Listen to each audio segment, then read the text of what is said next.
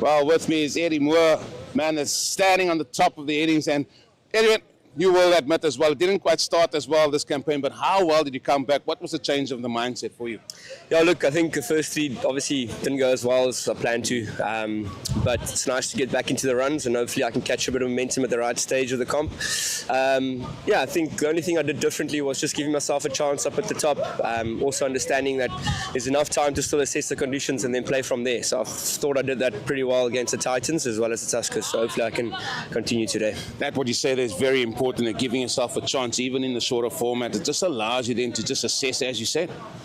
Absolutely that. I think, bowlers are also allowed to bowl well and still got a brand new ball in their hand. So, I mean, first 2-3 overs, play normal good cricket shots, and from there on can make the play and look to take the attack to the bowlers. They say you're always one innings away from getting that big one, and you got an absolute fantastic 100. That must have made you feel absolutely great. Yeah, look, I don't think T20 100s come too often, so it was nice to be getting my second one, I think, and hopefully I can continue and get a couple more soon, hopefully. Well, you guys must be close to those playoff positions as well. That's what you probably want to get to first and foremost, and then try and play from there. Look, absolutely. I think we might be one away from the playoffs, so yeah, looking really keen and ready to get on the park and play against a really good team today. Dolphins, obviously a quality team, so yeah, hopefully get one on them today. Well, go well. Thank you very much. Cheers. Thank you.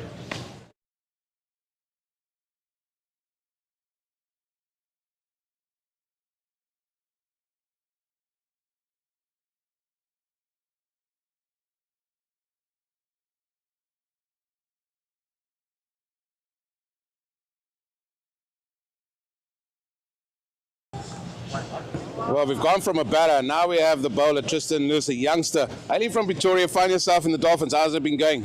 Nah, it's been good so far. I've enjoyed every moment so far, and the team environment is serious. So yeah, it's something new for me, but it's been a good journey so far. Yeah. Well, and you've obviously played at the ground before. You love playing here in Cape Town. Yeah. This is a lovely ground. This is definitely in my top 2 best grounds I've played so far, and I've enjoyed every game so far. Yeah.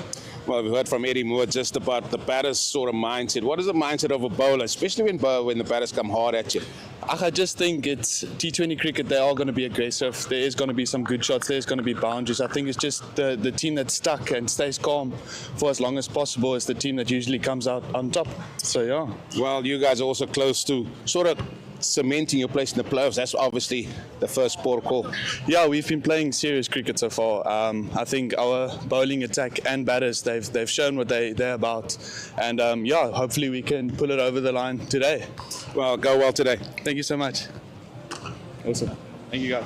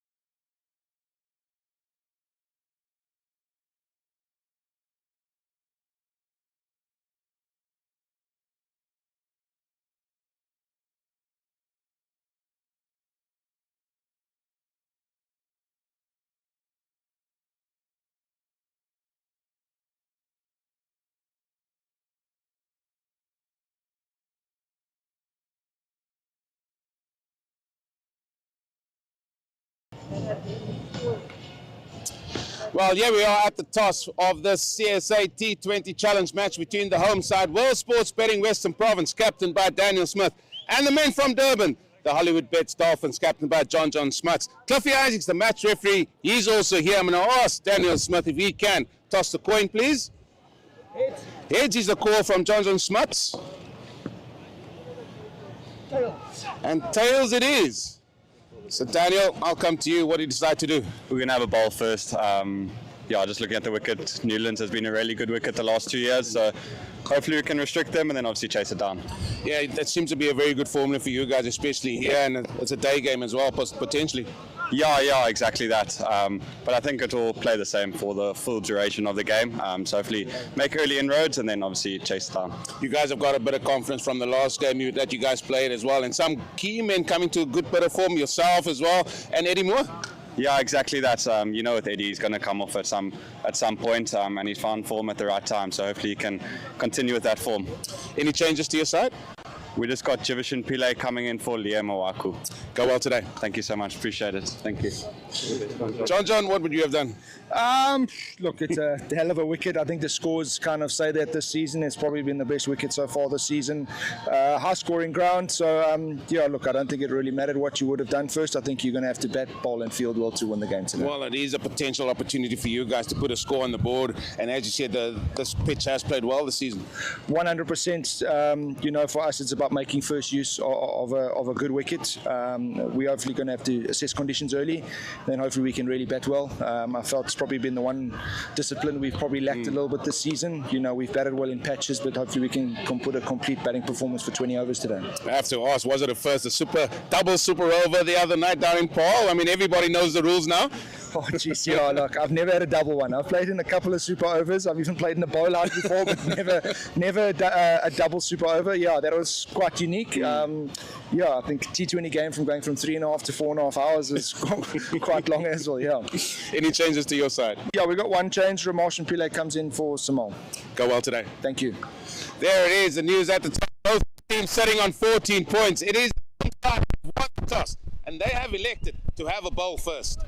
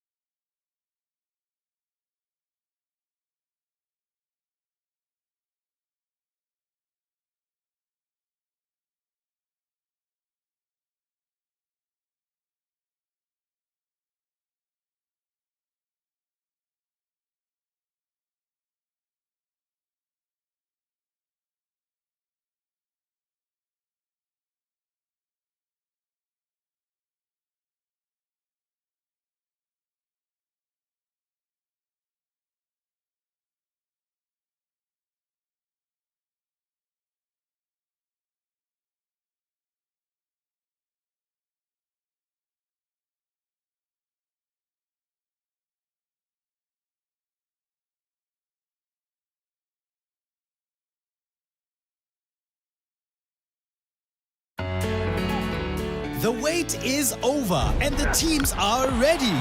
T20 Challenge is back. Sun is shining and I feel so good. Come show us your moves from anywhere in South Africa. 'Cause it's a good day for it, a good day for it. Meet the stars, feel the vibe, and experience the thrill. That's huge. That is out of the park. Support your favorite team in your favorite city. Brilliant catch. Bring your energy, bring your passion. Hashtag bring on your moves. Golden. I play for the Hollywoodbets Dolphins. From the DP World Lions, Dolphinbet Warriors. Gold Rush Boland, World Sports Betting, Western Province, the Mutiram Tuskers, Northwest Dragons. The Momentum Multiplier Titans. Get your tickets for the T20 Challenge now and be there for the action. Hashtag bring on your moves. Wozanawe.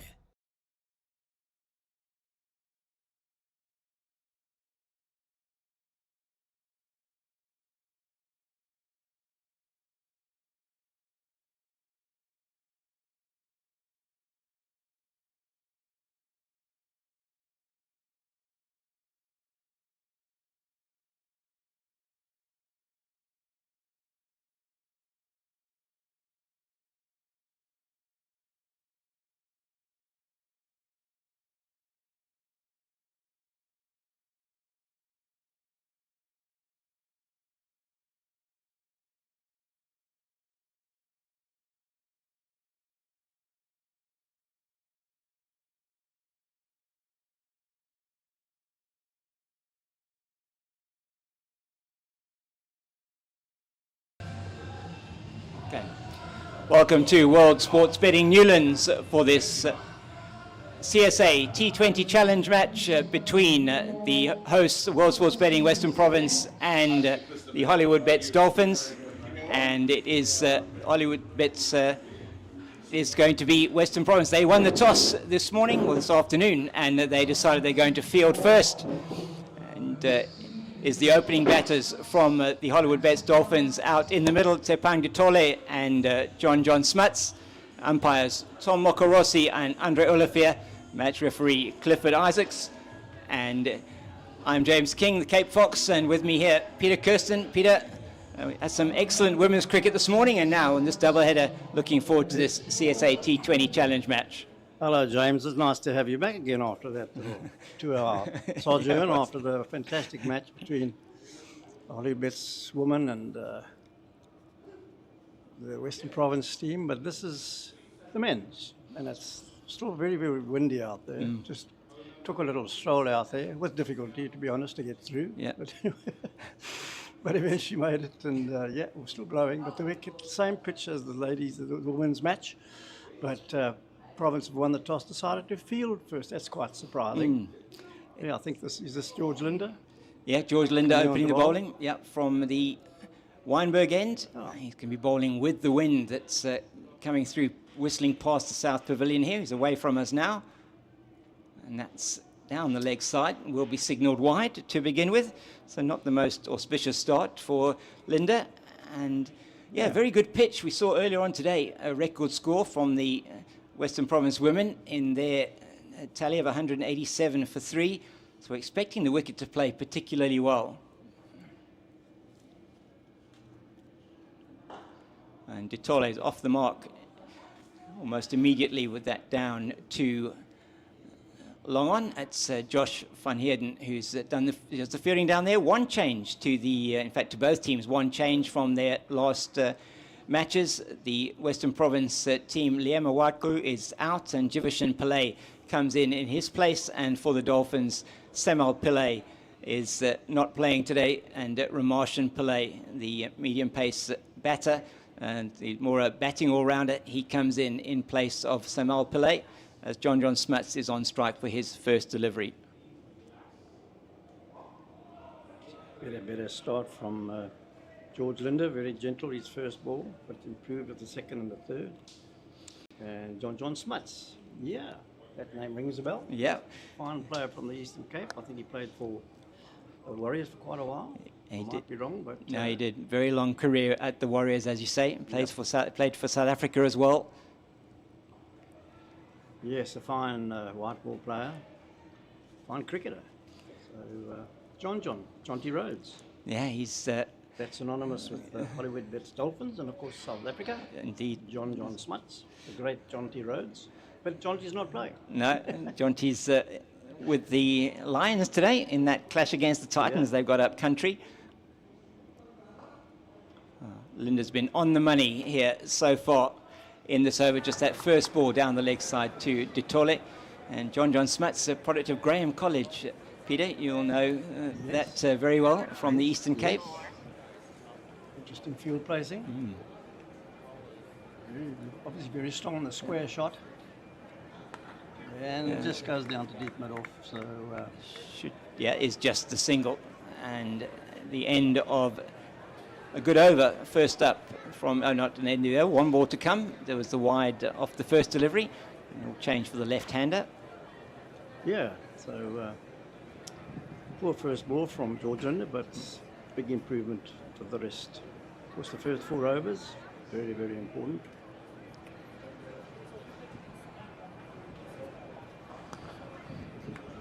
So he gets out of the over well, does Linder. Just the 4 off that opening over, and 4 without loss are the Dolphins. And looking forward to this game. It really is an important clash. These two teams right neck and neck. And the log standings both on 14 points. The Dolphins having a better net run rate. Province having played 1 additional game. And in their previous games, the World Sports Betting Western Province getting over the line against the Tuskers in Pietermaritzburg and getting through with a bonus point in that game. And it was the Dolphins and that double super over spectacular at Willand Park on Friday night that ended up on the losing side, their first defeat of the season. As we see the young Ray Daniels, former SA under-19 player, and product of Rondebosch Boys High. Nice first delivery, Ray Daniels. There's lots of good talent coming out of Rondebosch. Mind you, all the schools, not just Rondebosch, Wynberg, Bishop, Sachs. So great to see the talent coming out of these schools and other schools, of course. And now playing for the senior World Sports Betting Western Province team. Ray Daniels. I watched a few matches over the last 2 weeks. Rondebosch cricket against the various derby schools in the area. That's a great ball. Yeah, very good delivery. Ditole trying to make something of that straighter one from Daniels, backing away, can't make contact. Yes, you'd be was the Switch Schools SA20 yesterday, and the top 4 teams there all involved. Rondebosch, Sachs, Wynberg and Bishops. Bishops then getting through to the playoffs. Into the leg side. Shot. Just whips it off his hip, man down a deep square. It's a misfield. Can you believe it? A misfield for 4. Oh my, that's not what you need first up. Abdullah Bayomi on the boundary coming around from long leg, and that is not at all what Western Province would have wanted. And the first boundary of the Dolphins innings to Tsepang Ditole, rather fortuitously. Looks like he took his eye off the ball at the last minute, Peter. Yeah. It happens to all of us. In comes Daniels.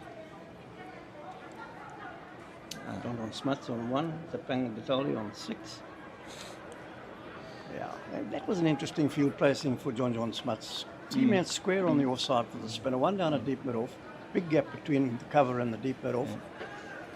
So they'll have to bowl straight at him, not give him any width, but in comes Ray Daniels.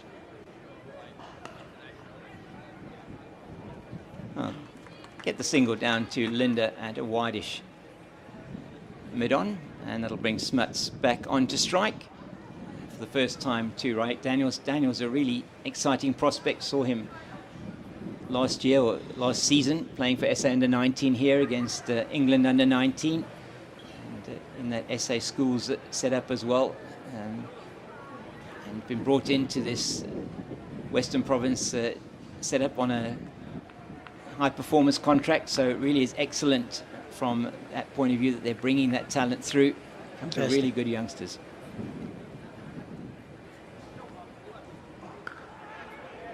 It's a lovely shot, and John Smuts, powerful.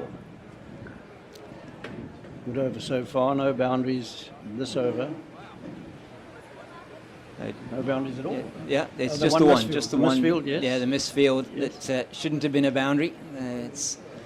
So 6 off the over so far. It's been a good one. Of course, batter's always looking for those Yeah. early boundaries within the first 4 or 6 overs. Yeah, very important. Brilliant work.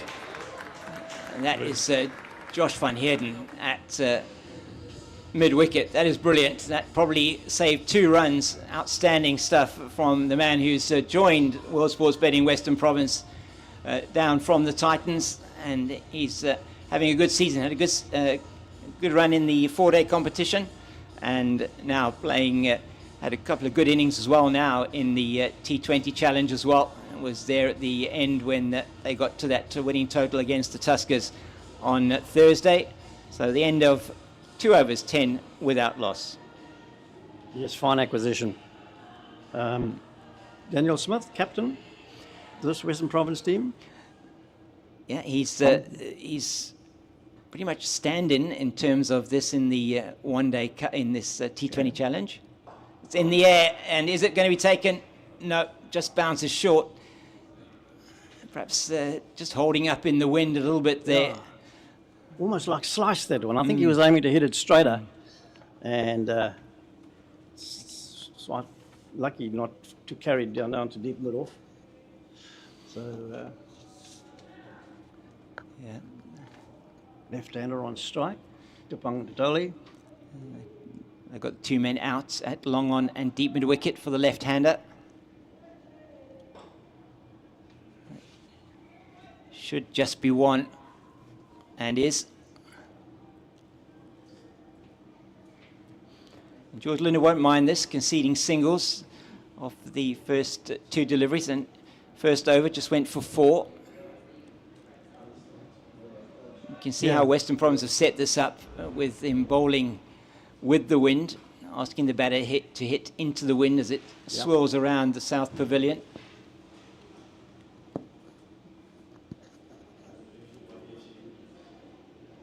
Oh, a nice delivery. Just a little bit of turn, just beats the outside edge. And nothing better for a left-arm spinner to bowl the classic delivery to a right-hander. Pitching middle and off, either hitting off or just missing. Turns across the right-hander. Perfect delivery.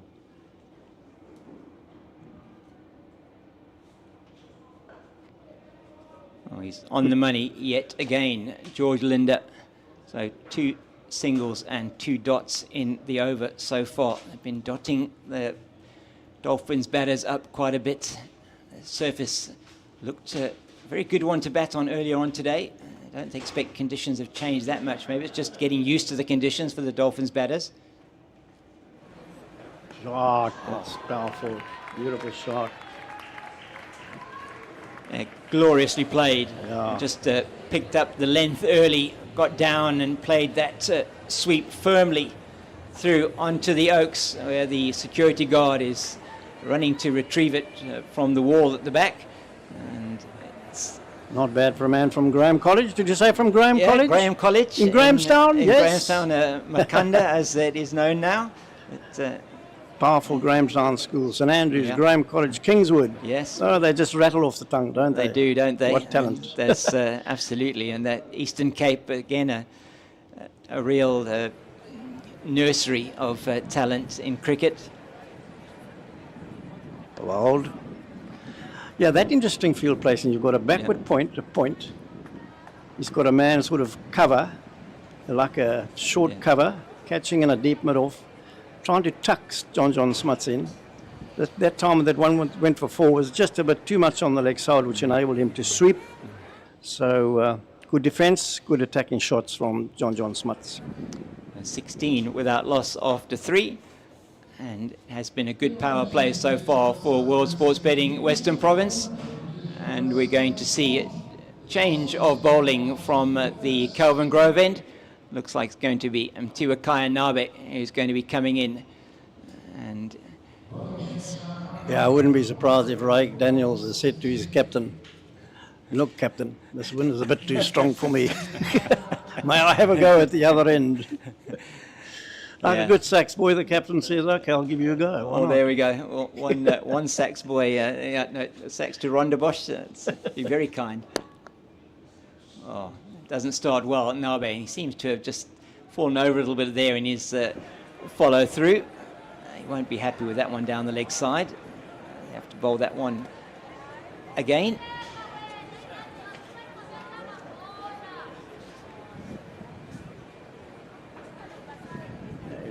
Strong lens. Yeah, very strong fellow. He's been around the Cobras and the Western Province setup for some time now. Wide. Yeah, it's overcorrecting down the offside. Just trying to get his... So this is a reasonable start for both sides. I give Western Province the edge because they're limiting the boundaries. That's important.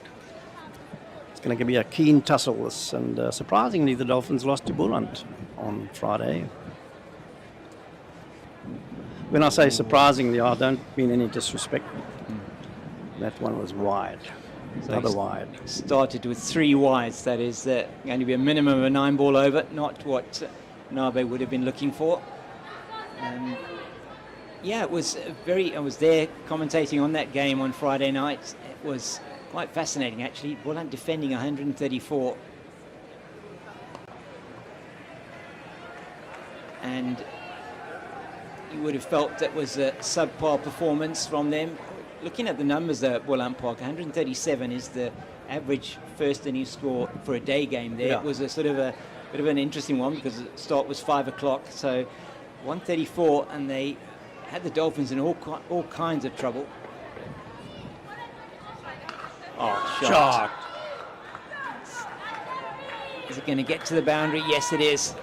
And, played that one over the infield on the offside. Well done, Sepang Ditole. That's his second boundary.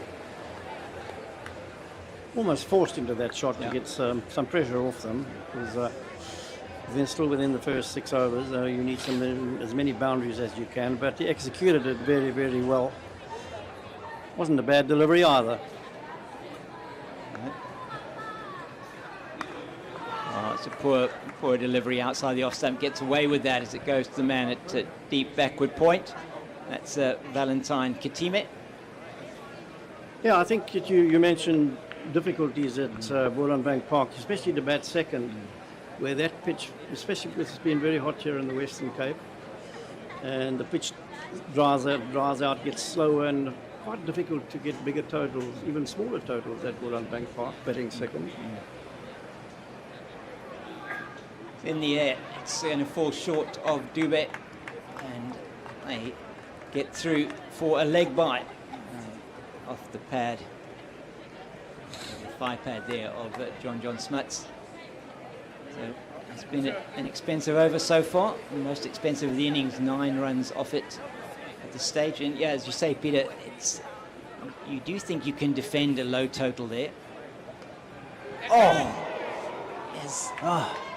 Well, great effort from Mbalelo Dube. He jumps up as that slashed away from Ditole through his hands and down to the third boundary for 4.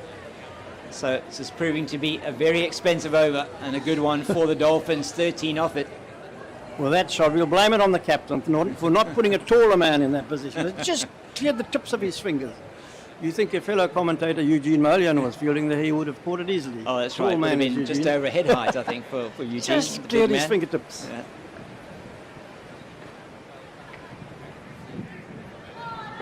Good running. So the Dolphins would be eager to come right today, just as Hollywoodbets women had to redeem themselves after yesterday's 50 over loss to the Dolphins. So when you tour the Western Cape, you lose the first one. It's always difficult to claw your way back. Was both very, very keen cricketing franchises or provinces in South Africa.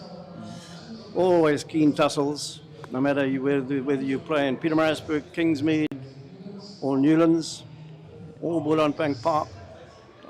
That's what's the making of good cricketers.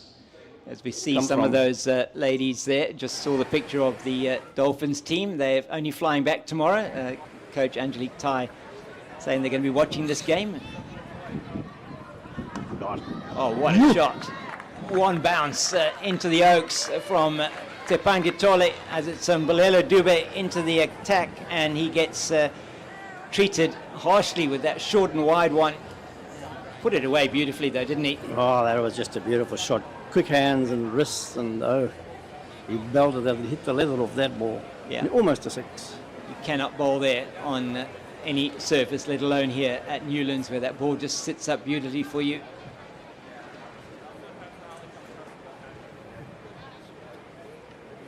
Oh, clever. Defty little shot. Just doesn't quite get it fine enough as Tinabe does the fielding at third, but it was clever. And as we look at Dube, made his debut in this competition. Just the 3 wickets for him so far. What's been impressive though, so he's got very good economy, but he does have some gas, this youngster, 20 years old, from Guguletu. In the air and is taken. What a brilliant catch that is on the boundary by Abdullah Bayoumi. Short wide again, and he goes for the shot, and Tole perishes. What a brilliant catch that was. My goodness, I just thought it was a bit too wide, but wow, well positioned, fielder down at deep, almost backward point, almost the same shot as the first one he hit for 4. What a brilliant catch, moving, diving to his left, going hard. Oh my word, catch of the match, catch of the weekend, I reckon. Oh, that's what you train for, isn't it, Peter? Yeah. All the time out in the field.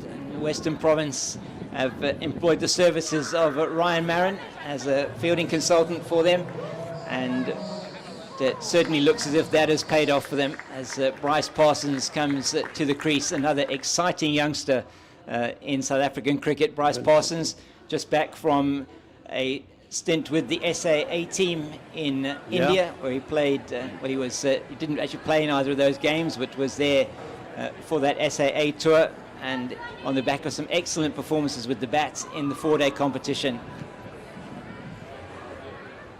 Yeah, fantastic. The SAA side, lots of great youth coming out of there too. Yes, you mentioned fielding practices is vital to any team preparation.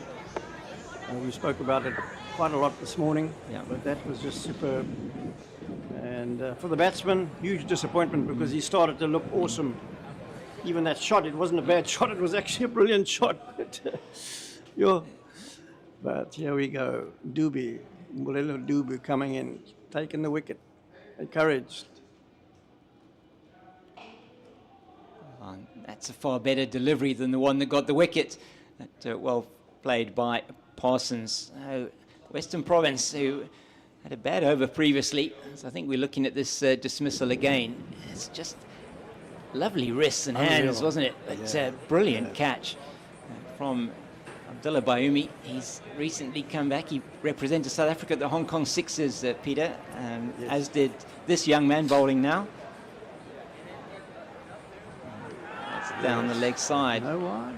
And it's signalled wide. The new laws in operation here.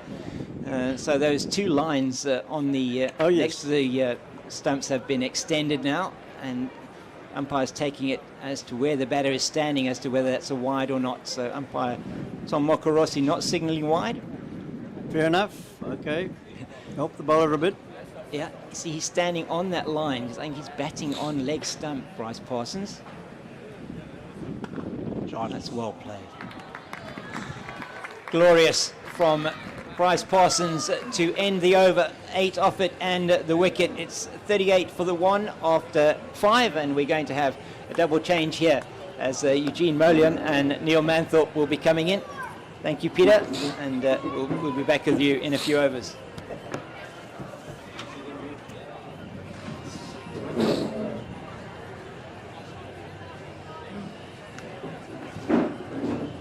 Thank you very much indeed to James King and Peter Kirsten. Glorious day in Cape Town, I must say. A bit windy, but we're used to that. it can be a challenge for the bowlers, and particularly I think for the boundary fielders.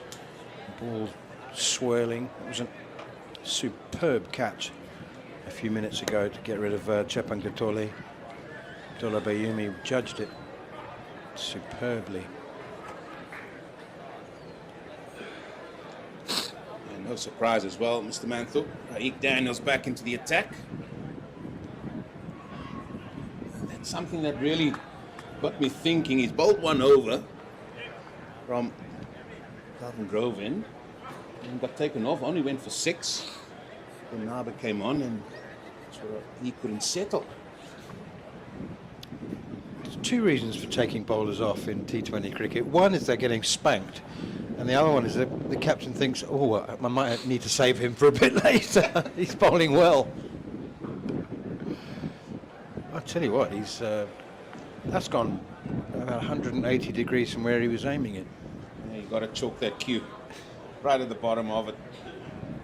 But I think Totole was unlucky. That's his favourite shot. He cuts very well, cuts over the top, but there was good field placement. And as you rightly said, the catch was magnificent.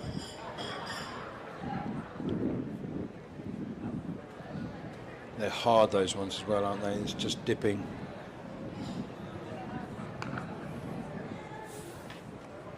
Pick up flick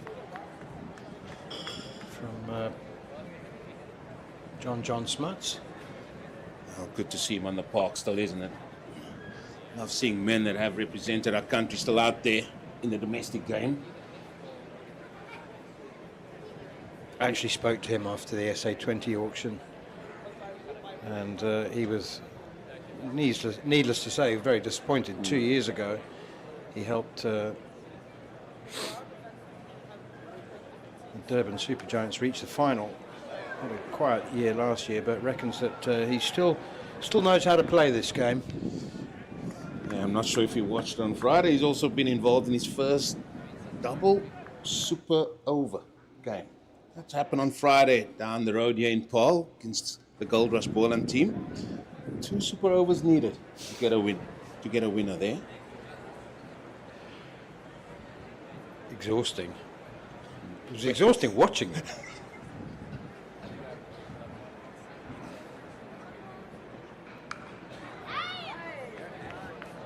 Well, I think Western Province might be wanting a third spinner because the way George Lindo was bowling, he got turn, he got some bounce as well, he gets good perches. Maybe they want the third spinner. Josh Bread is the leg spinner. Probably see him after the power play is finished.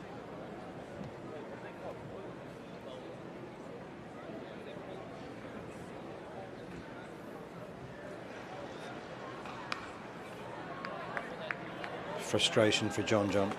He's swinging hard, but it's not finding the middle.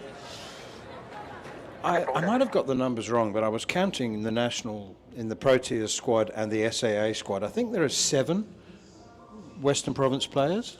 There's quite a number here. Zorzi is there. Opportunity for some new faces. You mentioned Josh Breed. Well, there is, and this youngster, Dube, he's really come to the fore here for Western Province. He's bagged a couple of wickets. I saw him I've seen him as a youngster coming through the ranks. And then I saw he had a very good Coke week in Makanda, Grahamstown, a couple of years ago. Josh Breed getting a chance as well. There's numerous others.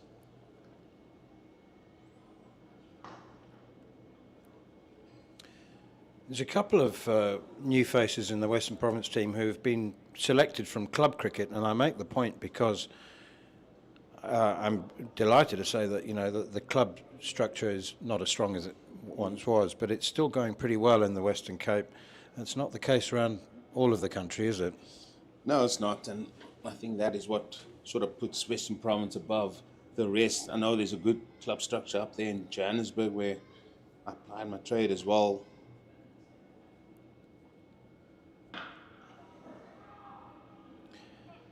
This is horrible for John. He's just clothing everything, isn't he? It's about to tell you, something's itching there. I think the fuse is lit.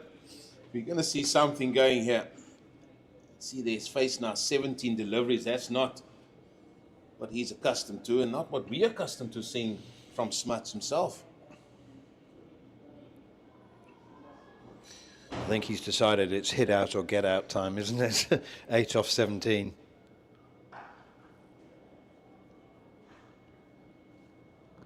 Well, he's going to come back for 2 because of that misfield. But again, a ball that is hit so hard, went square the wicket. I mean, he's literally swinging himself off his feet.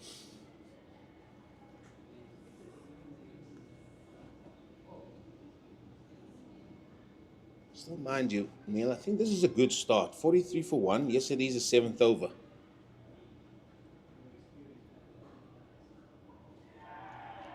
I think he's got a touch on that. Yeah. Yes, he has.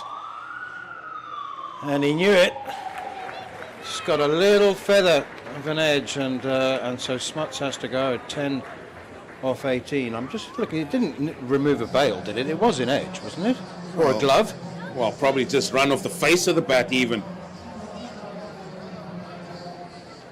No, it could even be off the face looking at those pictures there. And John Smuts turned and walked away straight away. But in walks Lewis Deploy, a very, very dangerous left-hander. A man capable of taking the game away from any attack. Played 194 matches, scored over 4,000 runs and an average just a tick under 30 in T20 cricket. Couple of marquee signings for the Dolphins, Lewis Deploy and Heinrich Nokia. Well, being a bowler, I'm telling you, I love seeing Andrew Nokia back on the park. But look at those numbers, they are magnificent. Strike rate of 134.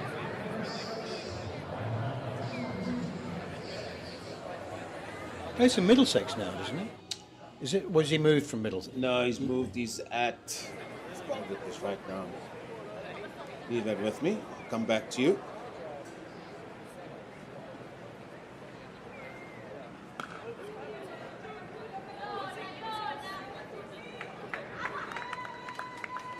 Stalwart of county cricket anyway.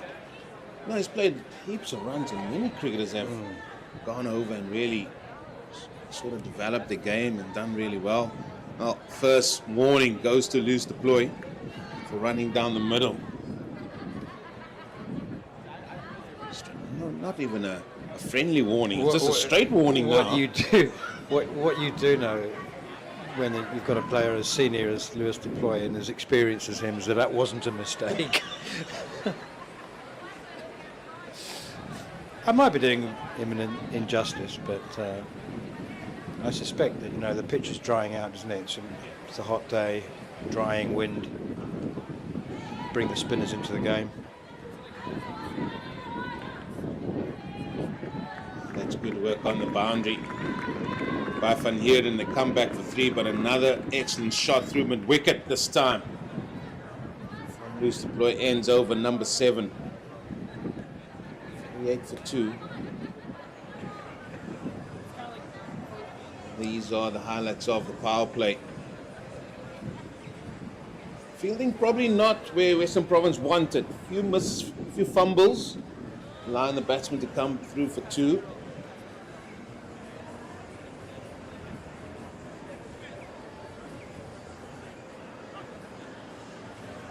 Won't be pleasing Ryan Marin, who's he's well travelled, Ryan, these days, international. He was coach of the fielding coach of the Afghanistan team as well as the Netherlands.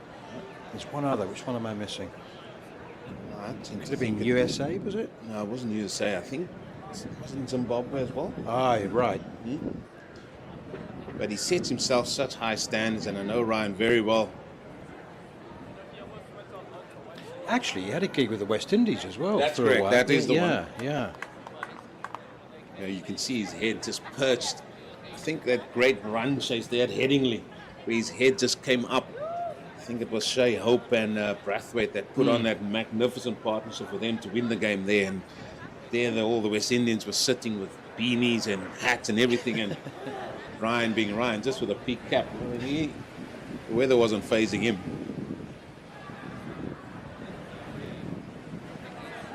very late in the English season, wasn't it? That was been 6-7 years ago now. It was late September. There was nothing cold about the West Indies run chase on that day.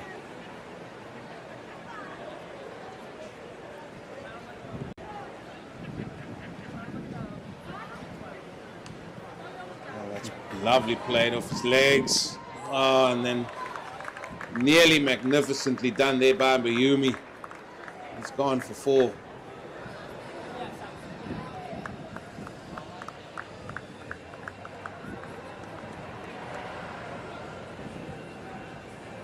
Well, Mr. Manthorpe, I can now inform you that you were 100% correct.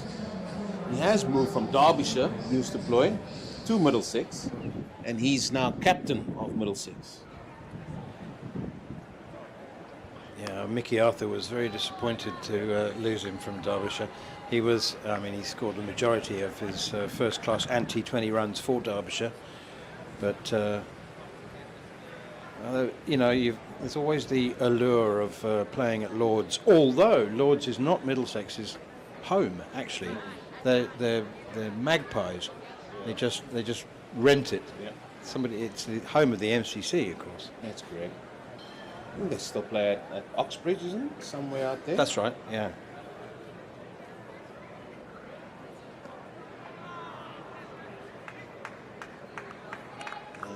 Good running. The only reason why I know I spent some time on the MCC ground staff. Get to work at Lord's. And that is some spectacle, that is. Especially around test time. You can see the members standing at the gates.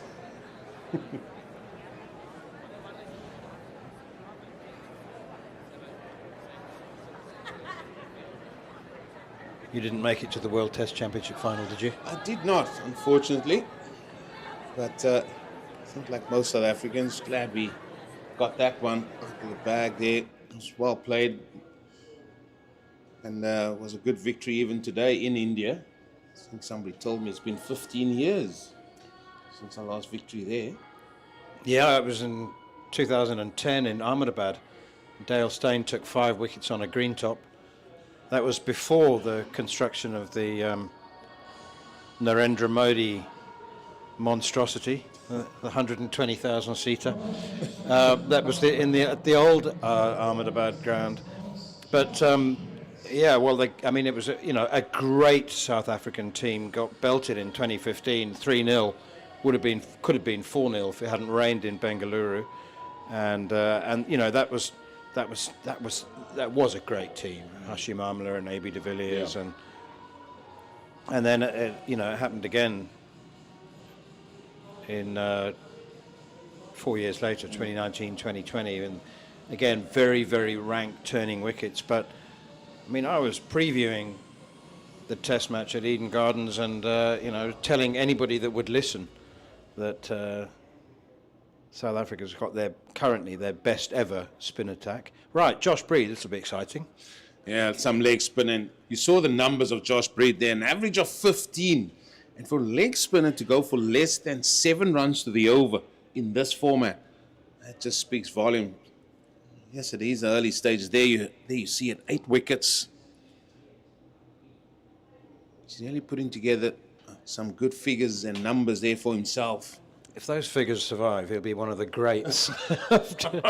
he'll be playing international cricket. Brilliant start, though. Really fantastic start to his career. Yeah, and it is also maybe the likes of the other teams probably not used to seeing him. And they always say, their first year is fine, you can get away with certain things. It's that second year where people know who you are, what you can bring.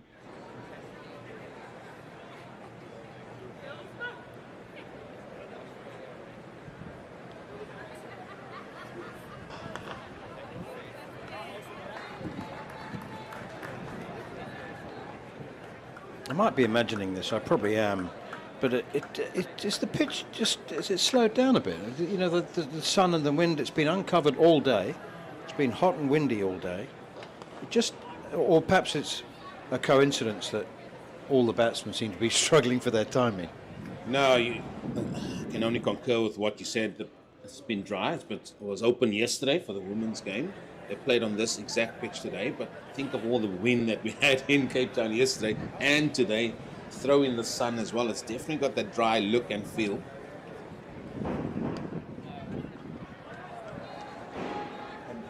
And when you see things like that, Neil, you sort of think, right, okay, maybe we can't set our sights too far ahead in terms of where we want to get to. Yeah, we might set at 160, 170. Maybe we need to really look at that. Maybe leave our onslaught maybe for a little bit later with wickets in hand.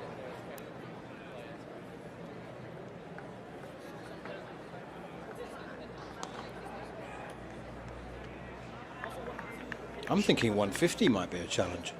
Hence why I'm saying sometimes you've got to just look at those figures where you're trying to get to. But these modern day cricketers, whoever I get to, we keep talking about modern day cricketers and they always set their sights. No, every ball needs to go out the park.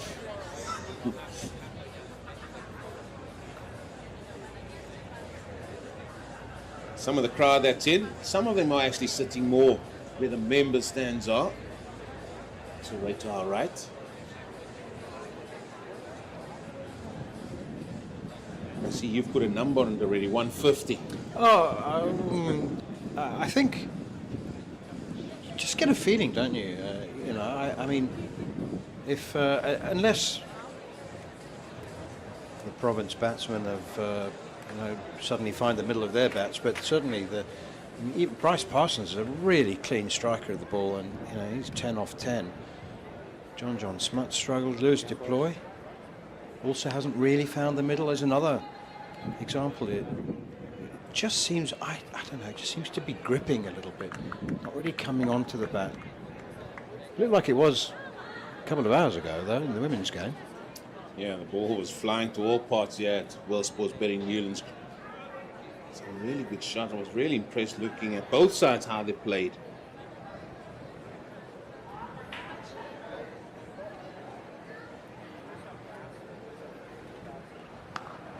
Out. Good catch. Nicely done at backward point. Valentine Katimi. Well, Dube seems to be a little bit of a golden arm. He picks up his third wicket. And that was well taken at point. It was there to be hit. It was short. It was wide. Eyes might have lit up too much. Well, maybe that extra little bounce. And maybe you're right in saying it's just sticking in the surface because it didn't come through flying, as you rightly said. And he just managed to hit that straight to point. Now then, big Ethan Bosch coming to join Hughes Deploy.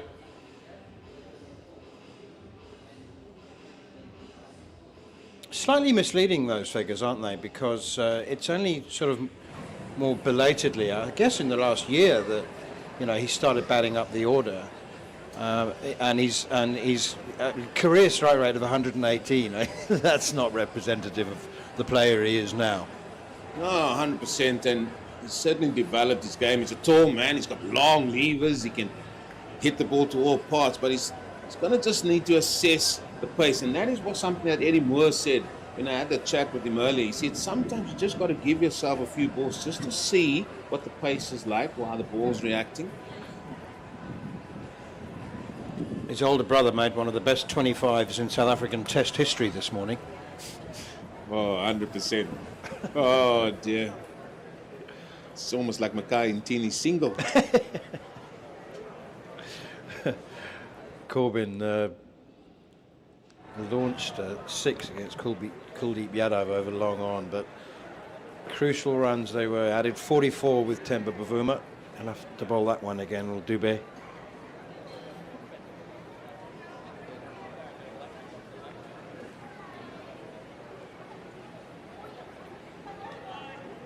Yeah, 350s. Here you can see it, high score of 66. That's what you alluded to. He spent a lot of time batting it. I mean, early on he batted 8 or 9, didn't he?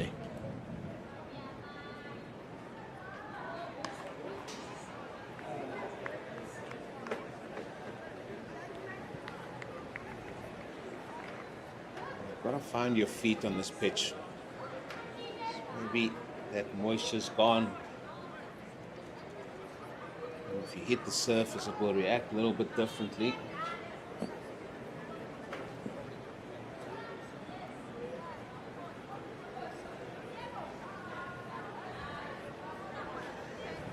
A bit over enthusiastic there, looking for the bouncer. Yeah, it's something that I don't understand, Neil. And maybe you can think about it when we off. It's gone so well. You bowled a good line length, the ball before. Now you're trying to change it up with this, hitting it into the surface. Sometimes I just don't understand that, especially to the new man. Oh, bottom edge. Bottom edge, nicely taken by Daniel Smith. That's. I was just about to say, you know, the Dolphins, it feels like they're 12 to 15 runs behind where they want to be at the moment, but I was about to say they've got the power in the middle and lower order to catch up, but now 3 down and still 12 or 15 runs off the pace, I think. Yeah, well, the most important point you make there is they feel they're behind. Now they're trying to make something happen. And in T20 cricket, you've got to just go with it a little bit. Yeah, be content with hitting the sweeper boundaries at times. Don't try and look for too big. But this fella, Perry, he smashed the ball the other night. Hopefully he's got his right bat out, because it only happened when he changed the bat that night. He was sort of prodding his way, and then all of a sudden, bat change. And then he smashed it to all parts at Wallen Park. You don't say that about very many batsmen at Borland Park. It's the hardest ground in the country, possibly the world, to time the ball. You don't see, and big boundaries as well. But he's made a dazzling start to his career. Gee. Yeah, well, for the Dolphins' sake, I hope he's got that bat. Predominantly a leg side player. Now then, attacking here is Daniel Smith. Slip coming in.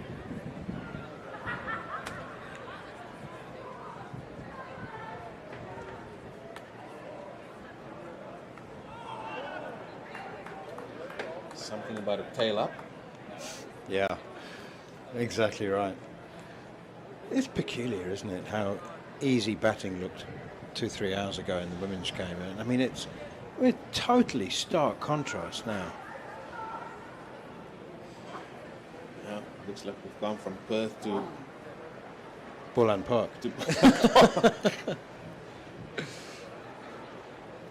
Dubé 4 for 20.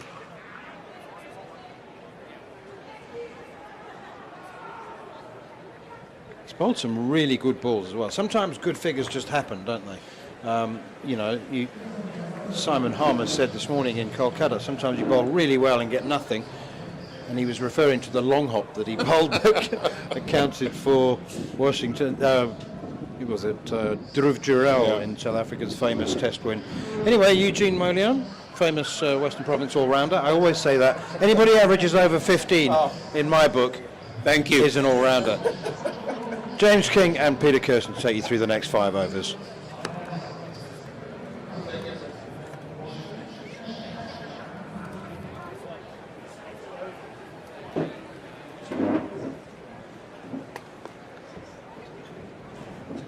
Thank you so much, Neil and Eugene. So it is the Dolphins 64 for the loss of 4 after that Mbalelo Dube over. Youngster picking up by far his best figures in his career so far. Just his first season in representative cricket. The young man who now plies his trade at Rylands Cricket Club. And Josh Briett, who is from Claremont Cricket Club. He's away from us now.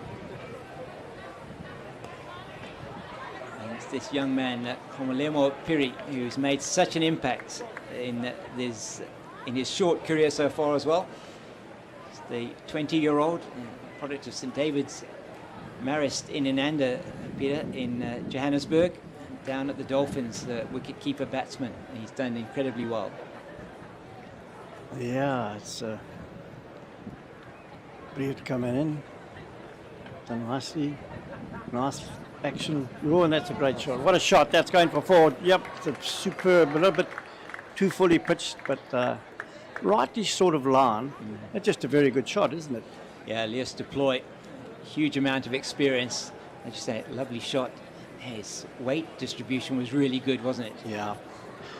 Lewis Deploy been playing a few years for Derbyshire in the county championship in England. I think moved to Middlesex, where Dane Vilas is now the chief executive or in charge of the head coach there, shall we say.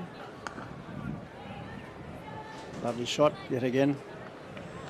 I'm not too sure why he left Derbyshire, but even captained Derbyshire for a few years. Yeah. But good acquisition for Middlesex. Yeah, it's Lemo Piri is one of two brothers that both went to St David's. Shots beautifully down to the man in the deep. That's Jivishan Pillay on the boundary there. Just another single, but that came crisply off the bat. And this youngster has got his second 50 of his short career. Just the 3 matches he's played so far.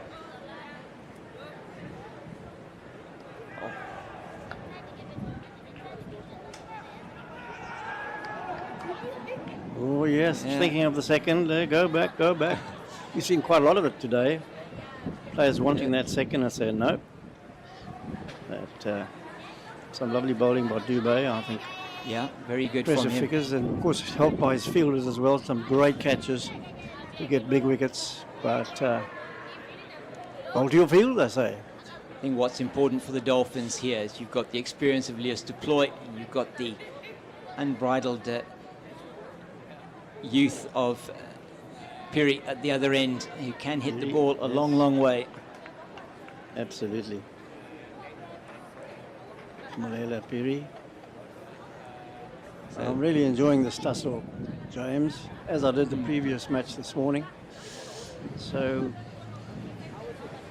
when you look at the talent around South Africa in both the women's game and just having a look here, Peter, at Khomolemo Piri's innings. He went from 17 to 50 in 9 deliveries on Friday to take his team from literally when they were dead and buried at, I think it was 80 for 7.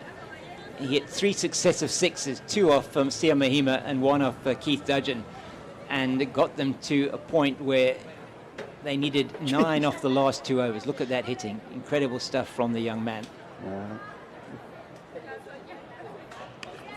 As you say, the experience and the youth together.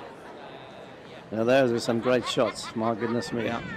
And he, in his debut innings, playing against the Tuskers at Kingsmead earlier on, 4 games ago I think it was, that Dolphins was as well in a very difficult position. He came and he scored 64 of 32 deliveries and hit the ball into all parts in a game which they eventually ended up winning, I think, by 8 or 9 runs. So yes. Critical innings for him. No, that's fantastic. Look at those figures from Umbalelo Dubé. Yeah. 4 for 21, my goodness. Fantastic, you'll be happy. He'll be a happy chappy. Well, indeed. It's by far his best analysis in professional cricket so far. It's 2 for 9 in one of his earlier games in this season. And just wonderful to have the youngsters coming through. Hollywoodbets Dolphins got a bit of work to do here. They're in a bit of a rut through these great catches and some great bowling by Umbalelo Dubé. He comes again. Another nice ball and a good shot by Piri. So if he can stay there, I think important. They say take the innings deep. If you look at this pairing here, the experience of Deploy and just the powerful hitting, we know, or Deploy as well, can hit the ball a long way. Piri is a youngster who we've seen just be able to take the bowling on. You just sense that if they can take it deep to maybe over 15, and then there's a much better total on board here for the Dolphins. A bit of pace. Yeah, a bit of something else. Just keep the batsman honest. Although the direction not that perfect. but we'll let him off. He's having a great day. He is, isn't he? Having everything he seems to do turns to gold at the moment. Bolelo Dube.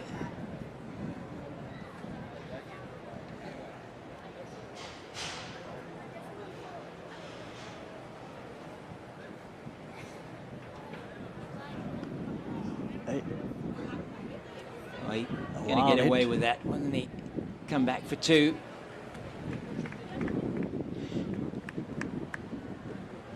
Daniel Smith, that's the Western Province wicketkeeper, yeah? Daniel Smith? Yeah, he's a fantastic keeper. Yeah. And his batting this season has been outstanding as well. In the game here against the Titans, scored 80 off just, we got to his 50 off 20 balls, and then got to 80 of 26 deliveries. It was a brilliant innings from him. Oh, yes, I thought that had gone straight to cover point. Just backward of point, but just to his left. Oliver Whitehead on the field. You were talking about him a little bit earlier on as well, Peter. He just on quickly, I think, for, I don't know who that, it looks like he was on for Josh Brett.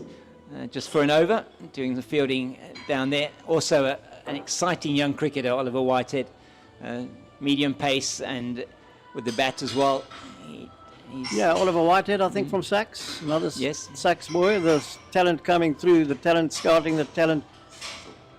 As you say, enormous talent. Plenty of it. Coming through for Province under the expert coaching of Rory Kleinveld. Yeah. Yeah, and he had a bit of a tough start to the 4-day competition, Rory and his team, but they've really roared back here in the T20 challenge. It's been excellent to see how the team has gelled, and these new youngsters coming through. Lost a couple of players to SAA as we look at the wickets for Dube, just that last one of Ethan Bosch, just the inside edge down to Smith. Linda back into the attack.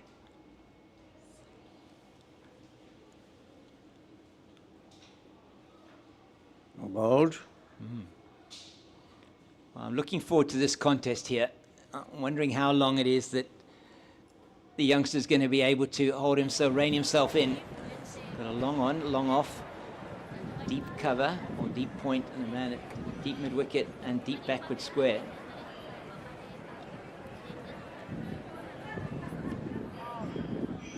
Effective. Not perfect, but effective. Got the single. Well bowled, George Linder. Yeah, just talking about Rory Kleinveld, came through my Western Province Academy in the early 2000s, and beautiful medium quick swing bowler, and worked very hard at his game. He used to bowl quite a lot of no balls, and we had to rectify that. But done very well in the UK as well. I think he's coached Northamptonshire. Yeah, played for them, didn't he, for quite some time? So he went down very well there.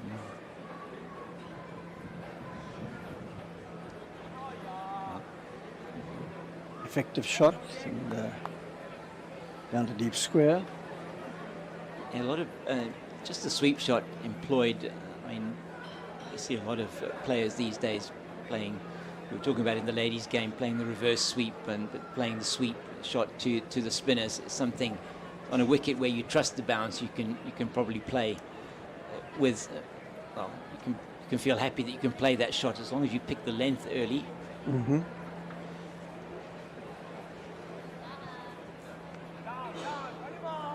Good cricket. Good running between the wickets. Yeah, I think you're absolutely right. Sometimes, just looking at this last test match, which only went, 2.5, 3 days in Calcutta, South Africa winning that one. We always felt if they could just set India a target of about 120, they could bowl them out. And that's exactly what has happened, because the sweep shot is a risky shot on those kind of wickets. Because you can't trust the bounce. Or the toppers, you never know when one's going to sky up and things like this. You saw Markram get out in the second innings with trying to play the sweep shot, played it a bit early, and I've just held off the pitch straight up in the air.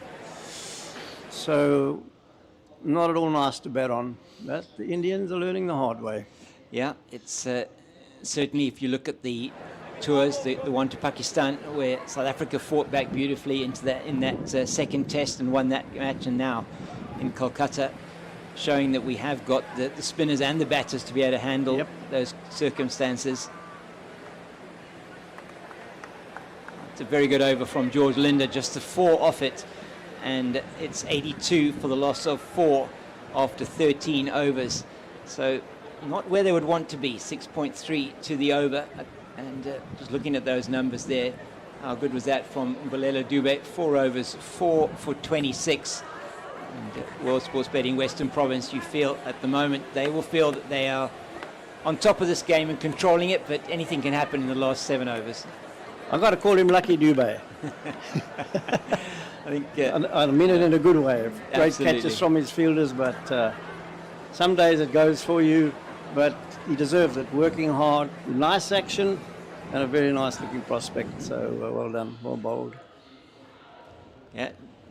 So Lewis Deploy now the key for the Hollywoodbet Dolphins, going very nicely, and he's got to go right through if he can.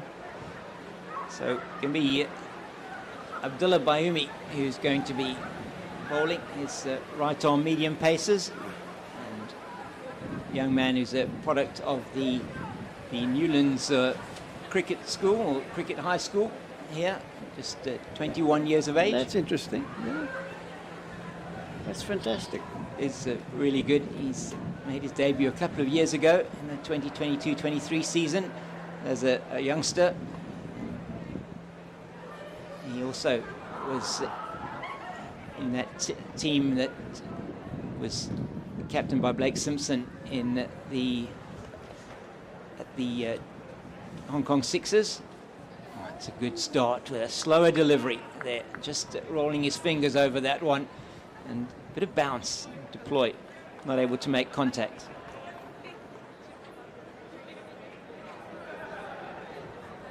Yeah, Rory Kleinfeld getting back to the Western Province coach, and heard some very good reports about him, and it was from the ground curator this morning.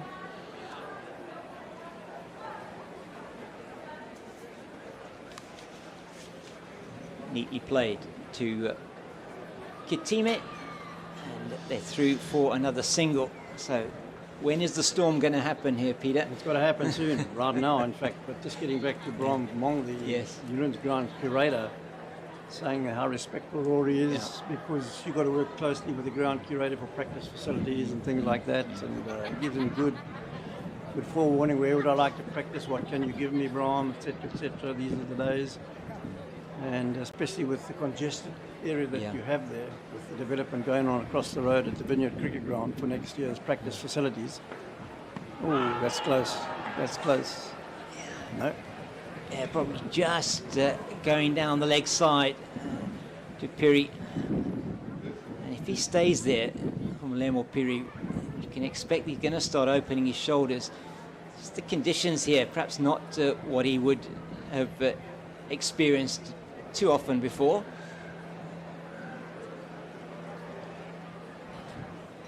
Oh, fine bowling by Abdullah Biami. Yeah, another nice looking prospect.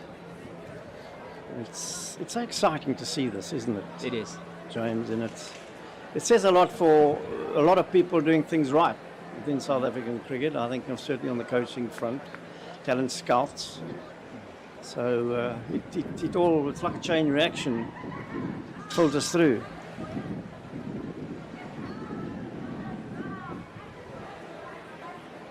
Oh, just swats that down to backward square. He's going to come back for 2. Good running for the first one. He took the first one very quickly and through for 2. Seen the intent already in this over from Omolemo Piri. See, Roger Telemarcus is the bowling coach. Yes. Yeah. He's got a very good team that he's assembled around him, Rory Kleinfeld. And as you say, very respectful man.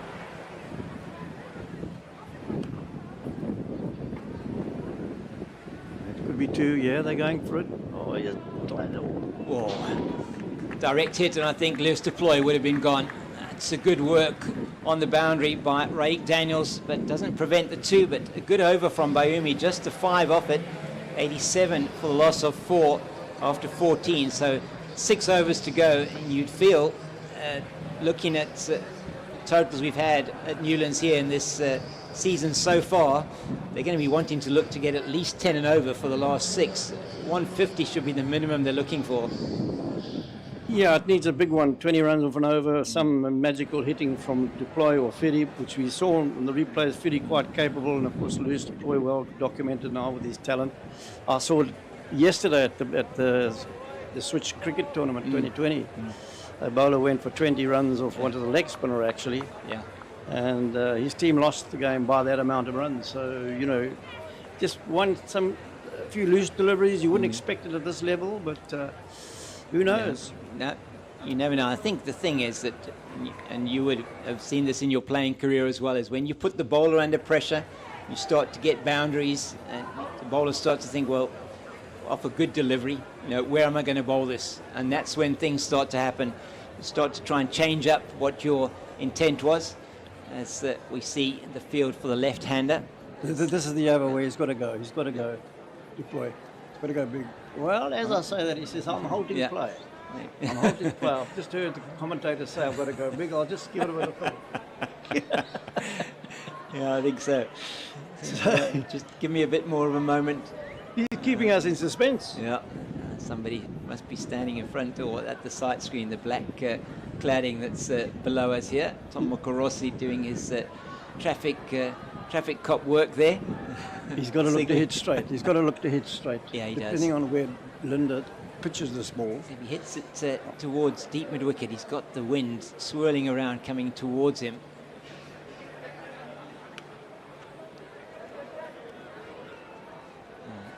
Fair enough, pitched it short, good shot, big gap on the leg side. Yeah. Pillay did well there, just waited for it to bounce, didn't commit too early, a bit of spin on it.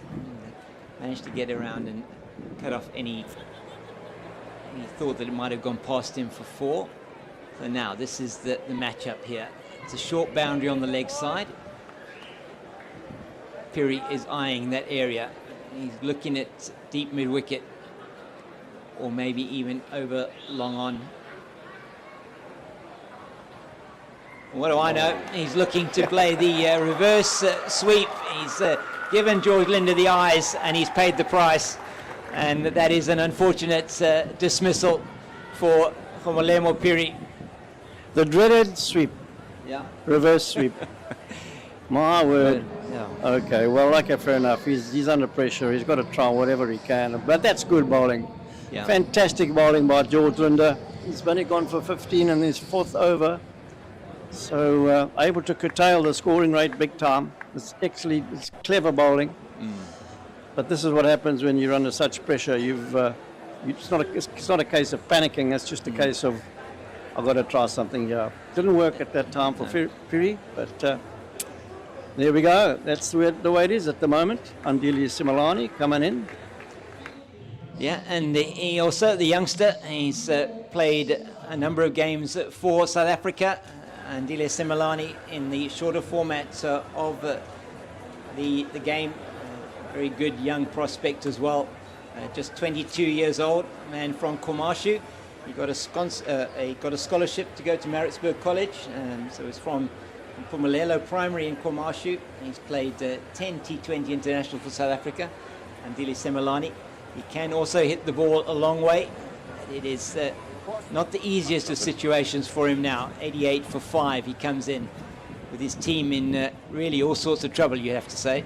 Just looking at his numbers there, Peter, 168 runs at an average of 8.4, strike rate of 91.3. So they need to probably exceed that today if they're going to get close to 150.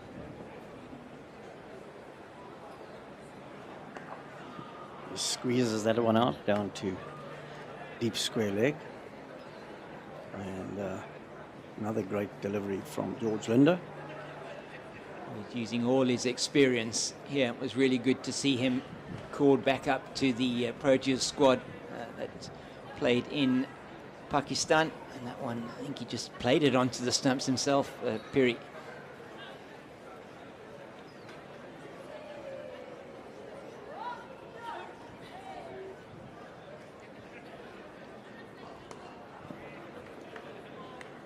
Yeah, it's important now that Lewis du Plooy goes right through. He can't take too many gambles at trying to hit the big one. Otherwise, they're really in trouble. They're already in trouble at 90 for 5 with 5 overs to go after this. 2 balls of this over. George wouldn't have been amazing with those figures at the stage. 3.4 overs, 1 for 17. Another great delivery. Hit that if you can. Yeah, brilliant. He knows how to use these conditions here at Newlands. Playing here for a long time, the man from Durbanville. And such a stalwart performer for Western Province over the years. Yep.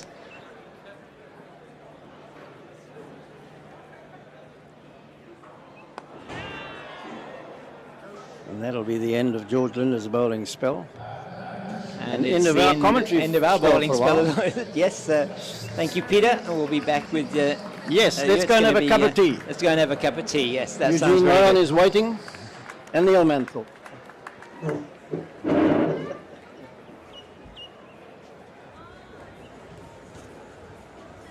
Thank you to the 2 gents. And when a legend like Peter Kirsten tells you, please go and sort out some nice nibbles, you have to just do what you can.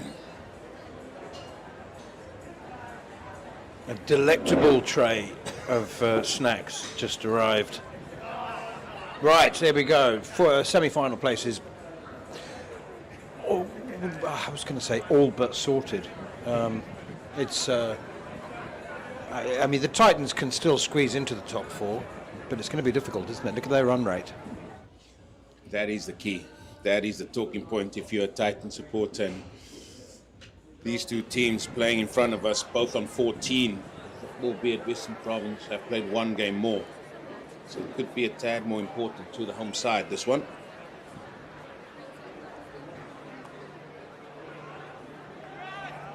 Am I right in saying that the winner here is guaranteed to play, or is it all but guaranteed a place in the top? It's all but guaranteed. I think they will go through in that top 4 playoff positions, because then it will be 1 place 2, 3 place 4. 3 place 4 will be like an eliminator, and then it goes through a qualified 2. Actually, the winner here is guaranteed a place. Yeah, right.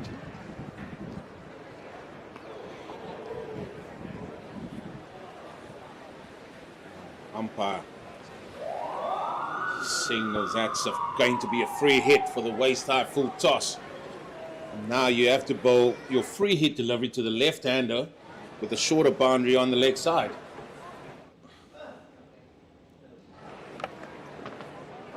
Wide Yorker, anyone?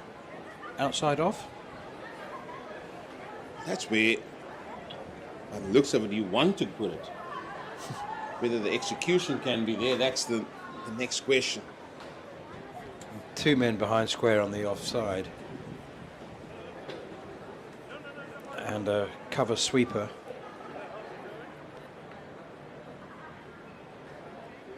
Oh, slow ball.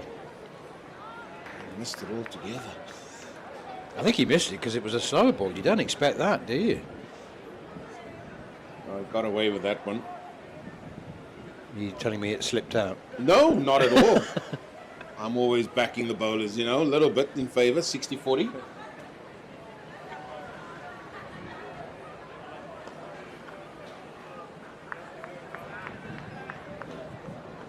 Yeah, he meant to bowl the slower ball, just not as a full toss.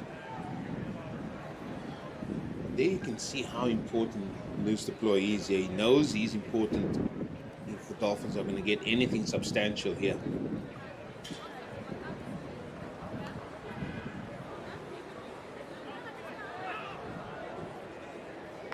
Come back to 2, and that is, what is that? The slow ball bouncer, which you called when we were playing the old longer.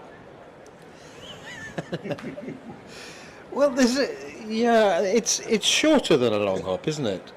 I mean, you've got to get the slow ball bouncer up at head height, and that makes it difficult to know what to do with it as a batsman. I was talking earlier, you and I were both talking, or I was concentrating on the difficulty of timing the ball for the batters, and I'm conscious that I perhaps wasn't giving due credit to the way Western Province have bowled. I think they have identified that there's been a slight change in conditions, and they have been sort of bowling it into the pitch, knowing that it'd grip and stop. Yeah, I think we were just talking about the conditions, but what you're saying there is right. The kudos has to go to the bowlers, how they've approached it, how they've executed their plans. We see another bowler coming in, taking the pace off the delivery. And you're seeing a lot of seam bowlers now. We've only seen 2 overs from Josh Breed. Looks like he's making his way over to be bowling over now. Well, it's now or never, I would have thought, for a third over.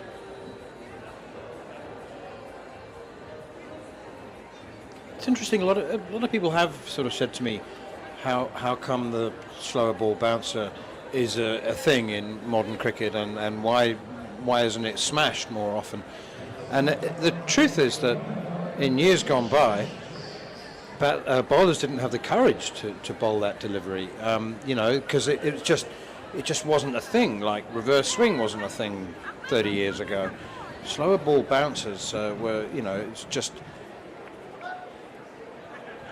it was counterintuitive as a bowler. You would have thought, that's too risky. All right, this will be good. Oh, that's gone straight up.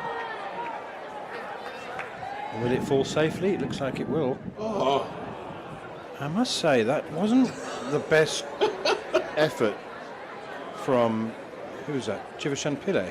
No, that was George Linder running in. You're talking about the fielder? The fielder, yeah, it's George Linder running in. However, Josh Breed could have run after that himself, the bowler, because it was well and truly inside the 30-yard circle as well.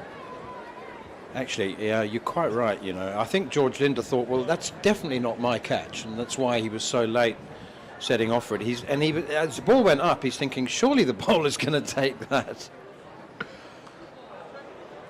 I don't think Josh Breed realised just how straight up it went. I think he just assumed it was heading down towards long on. Yeah, two things there. The ball probably held up in the breeze as well. That's the first thing. Second thing is, when something like that happens, I'm always curious to find out how the next ball is going to go. And here it is smashed forward. How often doesn't that happen? A chance that might have gone a begging. It's that next delivery.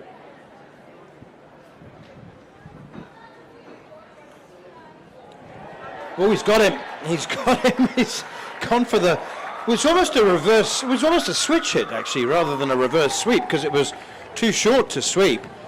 But it's come off the glove, the bat. Nicely taken by Daniel Smith. Nice in the sense that, he had to be aware. Well, and again, Josh Breed goes through a T20 game, bagging a wicket, and it's the all-important wicket of loose to play, looking for that reverse. And when we were off air and we were talking about this shot, this reverse sweep, and yeah, it can be very much to your liking, can bring you some runs, but it can also bring you downfall. Just to finish what I was saying about slower ball bouncer and why it isn't smashed more often. All through your life as a batsman, you score off the bouncer by using the pace. And so when you've got a bouncer with no pace on it, and it's at head height, it's actually very difficult to hit. The other thing as well, Neil, is, as you said, you're training and everything. When somebody bowls a bouncer, you think as a batter it's a quicker delivery. So you set yourself a little bit quicker, you get into position. Now the ball has hardly come to you, it's not at you yet. And then you through with a shot, and then they just sort of pat it away. Those are his numbers there. You need to get all those.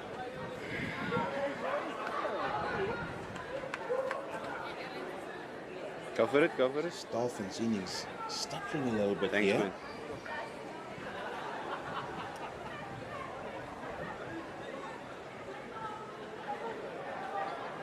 Go some to get to your 150. Yeah, well, yeah, absolutely. Don't think they're going to, are they?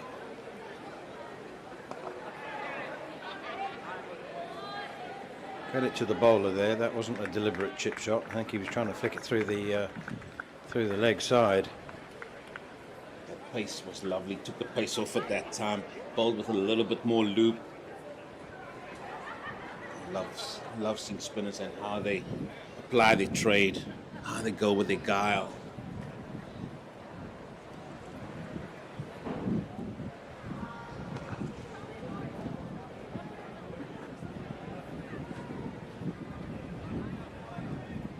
Three overs to go.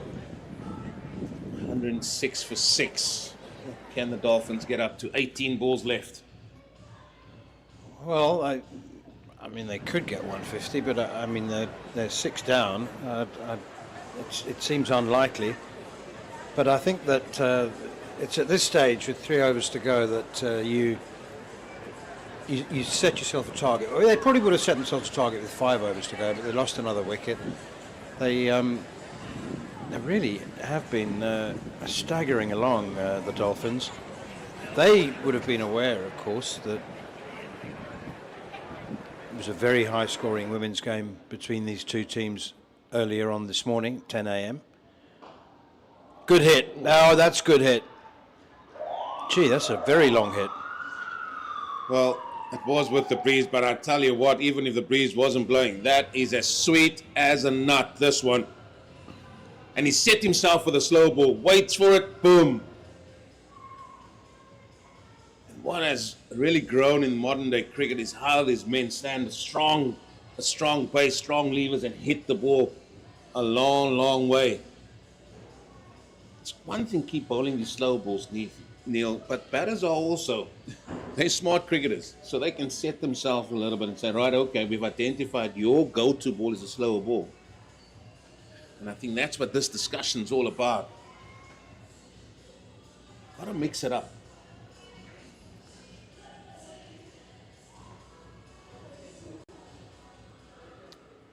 George Linder, wasn't it, who was offering some advice, very experienced, and started off as a seamer, actually. Could be out. Oh, that's a magnificent effort. Absolutely superb effort from Pillay on the boundary, on the deep mid-wicket boundary. Well, like Superman flying away to his left there, wasn't he? I don't think he got all of it, but it still flew all the way. That's the bigger boundary out there, folks. Amazing how two clean blows, 2 sixes, suddenly changed the entire complexion of the innings. But Andile Simelane could do another couple, another 2 or 3. Still think they're behind a par score. No, that they are. We're both in agreement with that, just because of the nature of how they got to this point. However, for me in T20 cricket is about what momentum you can take into your second innings with both bat or ball. And if they can get a good flurry of runs here, maybe even get close to 140, the momentum they will feel will be with them, and they can take that with ball in hand.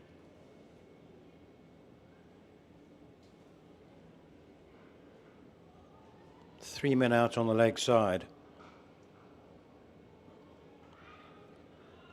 He's going to bowl straight, protecting, or I suppose, inviting the batsman to play to the longer boundary on the leg side. He doesn't want to bring the Oaks boundary into play. It's much shorter on that side.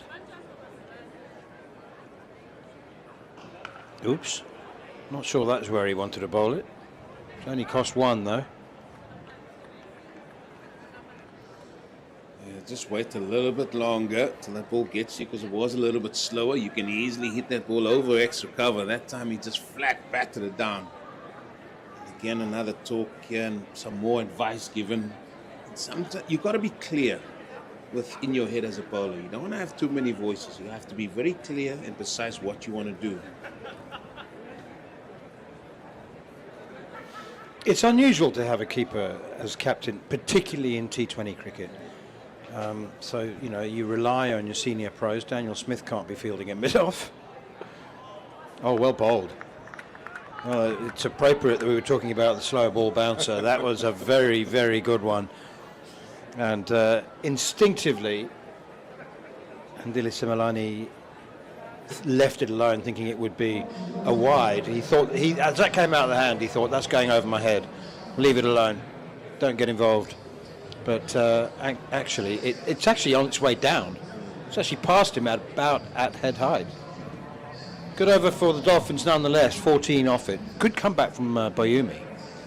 Yeah, he got hit for 2 massive sixes and then sort of tidied that over up nicely. However, for me, this is a massive over. It's a second loss over. You've got a leg spinner bowling. You've got the leg side boundaries. That's a shorter one. A brave call. This is a brave call. You can see this going wrong. I mean, I assumed that Josh Breed had bowled his 3, and that would be it. Oh dear. Oh, hang on. Held up in the wind. Nicely taken. Good catch. Deep mid-wicket. And Josh Breed, well, it's still 5 balls to go, but it was a brave call from Daniel Smith, and it's paid dividends with the first delivery. Well, it can go one or two ways. This way.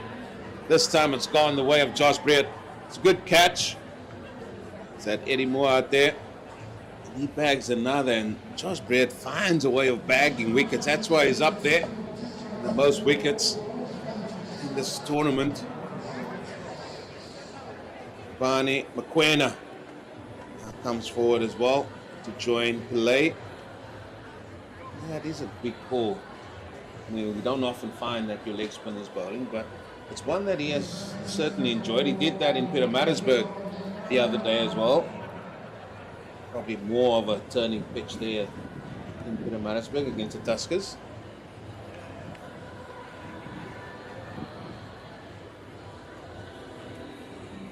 Well, there's a reason he's batting at number 9. That's a very small sample size, in fairness. And there are 2 men batting behind him, so I'm assuming that he's a little better than the figures from just 3 innings would suggest.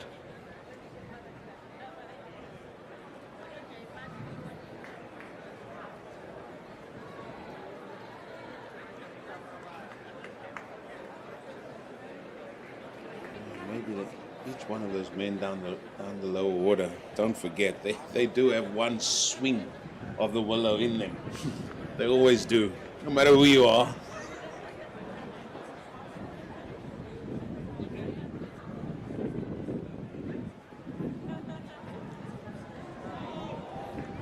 Well bowled.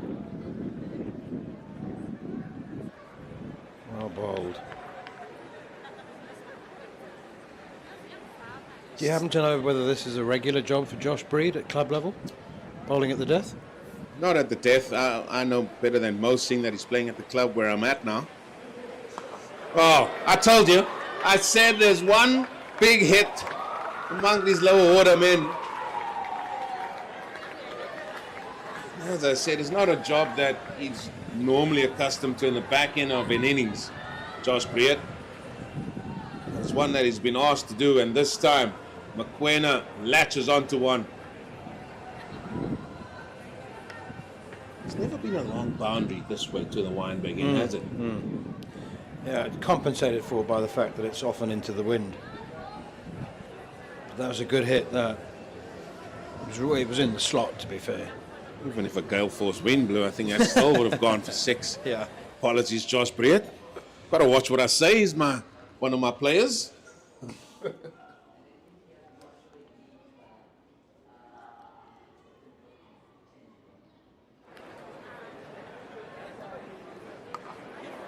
little bit of a drag down there, but again, it cost just a single.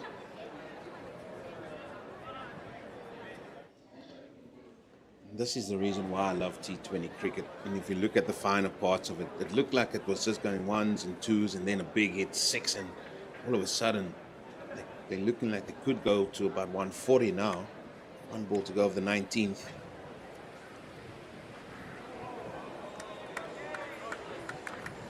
I'm assuming Andy Similani was trying to keep the strike by pushing that. He was opening the face of the bat and looking to try and run it down for a single. Yeah, those are the women that played earlier. Enjoying some cricket. It was nearly a good run chase there by Hollywoodbets Dolphins. Had to get up to 188. There was 27 short. I really, for one, really enjoyed it. They played some really good shots, some really good cricket.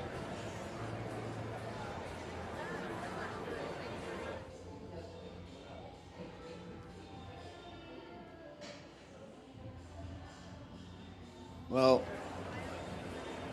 Neil Manthor, I'm looking across and I'm looking at the scoreboard where it says, I'm looking at the bowling figures. You have Raik Daniels has bowled 2 overs for 8. And basically he bowled 2 spells. And Nabe's got the ball for 2 overs now and he's gone for 19. He's going to bowl the last. I just want to make the point that many people don't realise or sometimes forget is that we can overanalyse captaincy, tactics and strategy because T20 cricket happens very quickly, and many an occasion I've found myself asking a captain at the end of the game, why did you do that? Was it because of this? Was it because of that? And there's just been a shrug of the shoulders. I don't know. I just, sometimes decisions make themselves. The captain can take the credit for them if they work and disown them if they don't.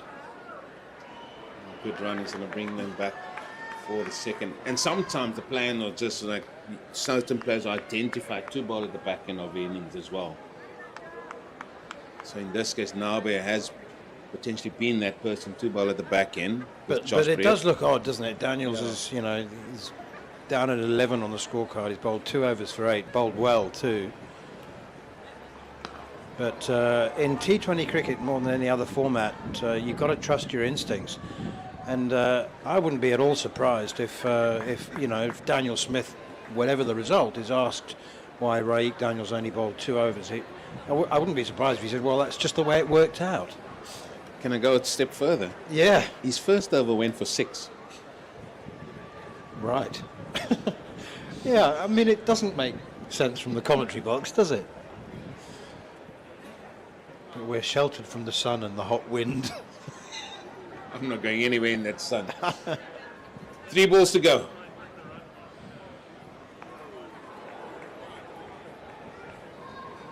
I think the batsman collided there. They were taking the single. With Nabe there, and it looks like it's Similane that's just struggling. And sometimes when that happens, the grill of the helmet sometimes goes in. I'm not sure if it is that high. We'll just see. He's holding his chest by the looks of it.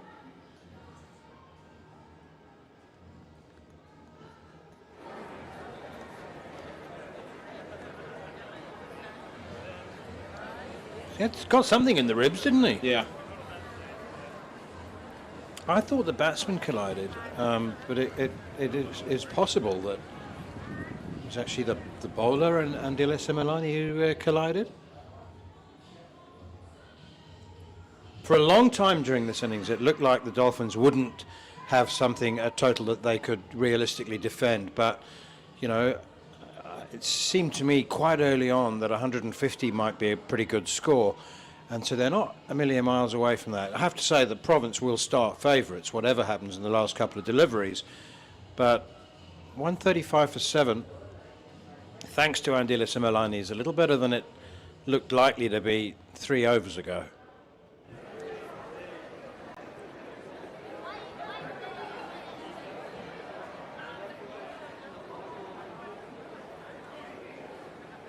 Go for that bye. He's just got to be aware of that. Yeah, he's still got to bat well.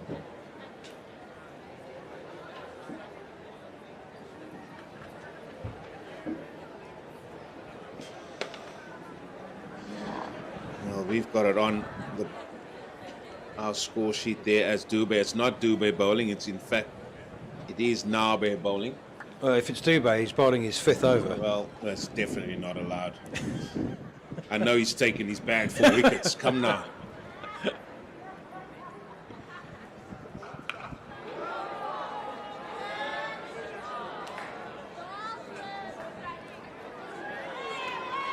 Well, I tell you what, if that hit Similani, would there have been an appeal, because he definitely changed his direction, even though it was off the last ball and they finished on 138. But he's played a little bit of a gem to give the Dolphins a little bit of a chance here. He certainly has, and De La Similani, really, really good stuff, finishing 28, 28 not out from, I think, 19 balls, so it's an excellent effort. 138 for 7 is a dozen short, I think, of this kind of score.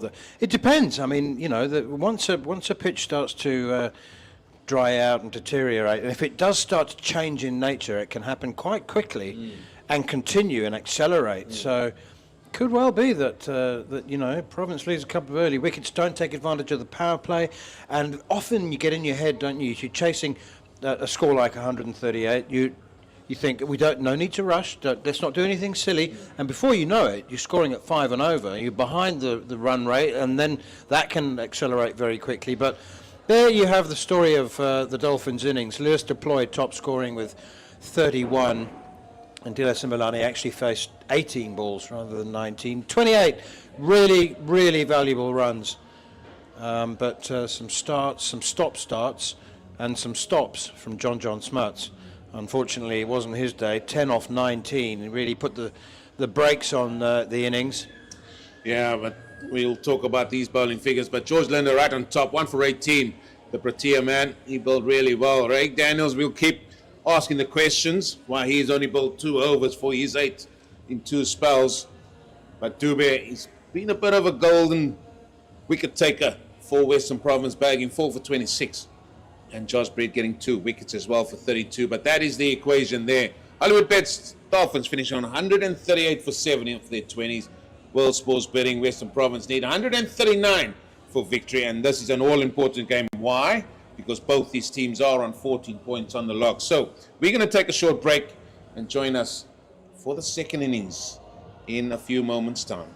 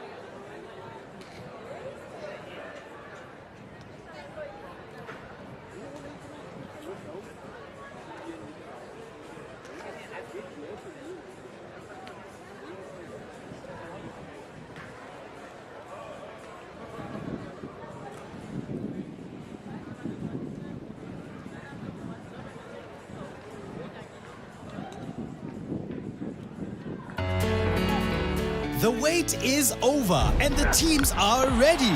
T20 Challenge is back. Sun is shining and I feel so good. Come show us your moves from anywhere in South Africa. 'Cause it's a good day for it, a good day for it. Meet the stars, feel the vibe, and experience the thrill. That's huge. That is out of the park. Support your favorite team in your favorite city. Brilliant catch. Bring your energy, bring your passion. Hashtag bring on your moves. I play for the Hollywoodbets Dolphins. From the DP World Lions, Dolphins Warriors. Gold Rush Boland, World Sports Betting Western Province, The Mutiram Tuskers, Northwest Dragons. The Momentum Multiplier Titans. Get your tickets for the T20 Challenge now and be there for the action. Hashtag bring on your moves. Woza nawe.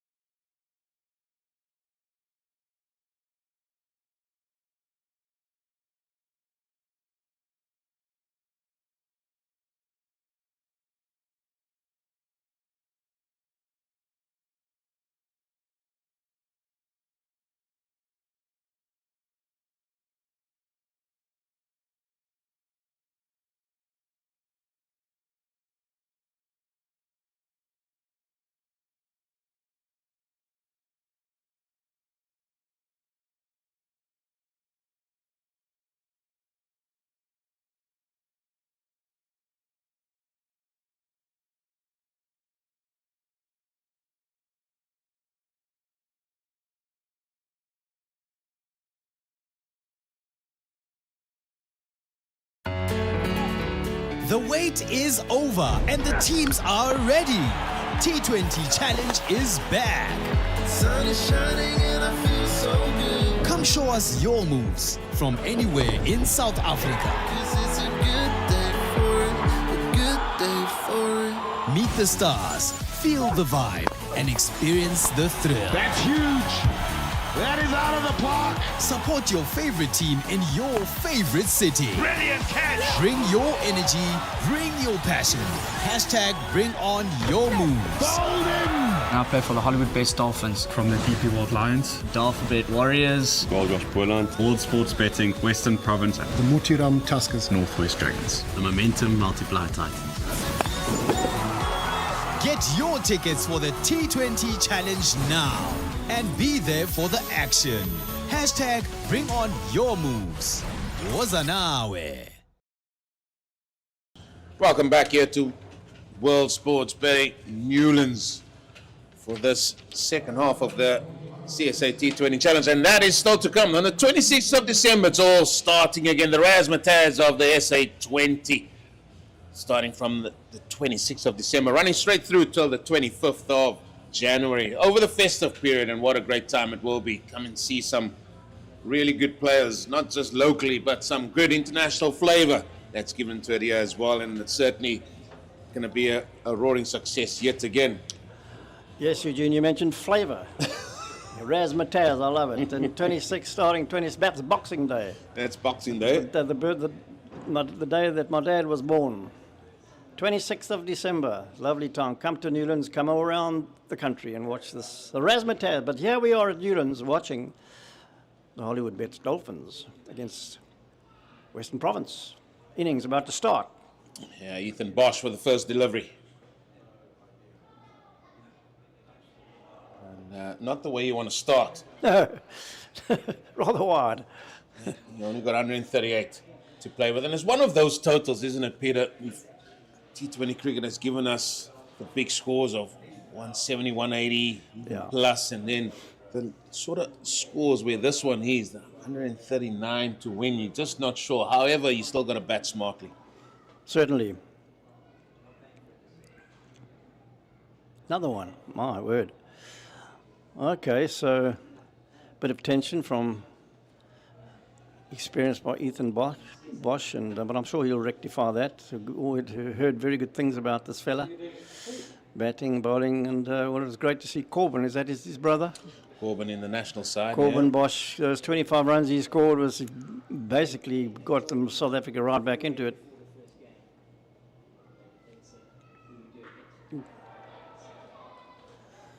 Well, that's been hit high into the blue sky here from Valentine Katimi. Come through for two. Well, you certainly faced the father. Tertius. Yeah, lovely guy, lovely. He was my roommate at the World Cup in 1992. And I always said that, and very much like you, too gentle to be a fast bowler. Tertius, but we're talking about Tertius. Yeah. Lovely guy, and he's great to see his sons coming through like they are.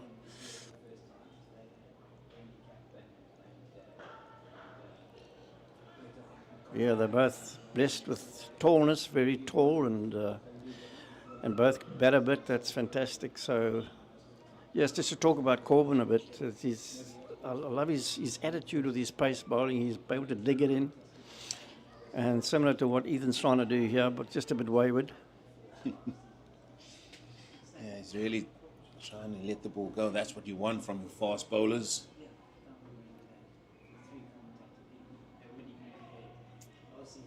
Well, how's the running between the wickets? The team is quite quick. It's just the one thing about Ethan Bosch and his bowling, and you probably could see it as he's running in, just at the point where he gets into his gather, he sort of drifts towards the offside. And sometimes that's the time where you just push it down the leg side. We saw two wides down the leg side already. And that's just something for him to be wary about. It's all about lines, isn't it, when it comes to bowlers? As his bowling on comes through, tends to fall over a little bit, but all the attributes for a good fast bowler. Wow, there it is. Could be out. You're going to be out. It's out. Going on the short pitch delivery. Great catch. Eugene, as a fast bowler, you'd like to describe that? Yeah, he just bowls a good length. He bowls at hard length is what the modern day cricketers say, but what I don't understand is you're allowed to give yourself a bit of time, and Katimi just swayed at it and hit. And sometimes I think it's a little bit too hit and miss. Yes, he's done some good. He had some good scores, but there you can see just wanted to get after it, and these men don't drop those type of catches. I tell you. He just tried to smack it. He's trying to hit it, hasn't he? And it's the first over. It's only okay. You asked, you suggested how Province would play this one because it's a lowish total, 138. But there we go. We said try and be aggressive, but in a controlled fashion. I think choose the right deliveries. But there we go. He's gone. Well bowled, Bosch, Ethan Bosch. We're just talking about the Bosch family here. That's fantastic. So not a great start for Western Province. Joshua van Heerden striding to the wicket. He's been in good form.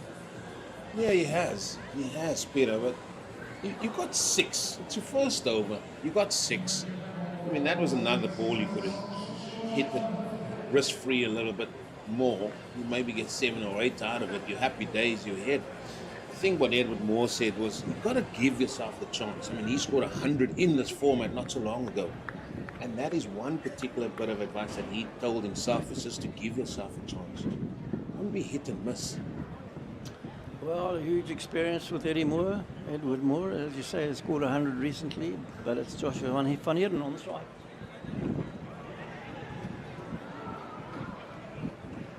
Ethan Bosch just drifting it in, good pace. And that's one thing about the Bosch boys, Tertius included here. He's able to bang it in and then bowl that, get it a bit fuller, get a bit of movement, very fine fast bowlers, and that wicket just proved it. It's quite strange after those first 2 with it wide down the leg side. I suppose it's just a bit of rhythm, making a bit of rhythm when you're first up into the wind. Yeah.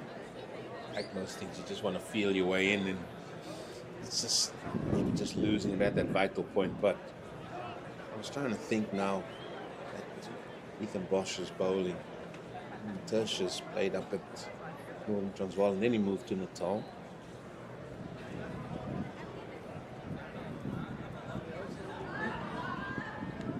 Ends the first over 7-4-1. I was trying to think of, there were a few quick men in that Northern Transvaal setup. They had Rudy Bryson, they had Rudy used to charge in. Rudy was a lovely guy, actually, but very aggressive. Very. With each delivery. But off the field is tender as a lovely tender steak. Rudy. But he used to flare at the nostrils as he was running. I was actually quite scared of him. Oh, no, I can tell you. I mean, your height, he's not much bigger than you, I would have thought, but I mean, he had a heart of gold, that man. Yeah, he did like well this at fella, time, Andre Nokia. Yes. 189 T20 wickets, and he can bowl with some serious heat. I've always been impressed by this guy, Andre Nokia, coming in. And I think he got picked up an injury or two over the last year or two. Yeah. But up until that point, he'd been bowling beautifully for South Africa. And here he is. Good to see him back. Yeah.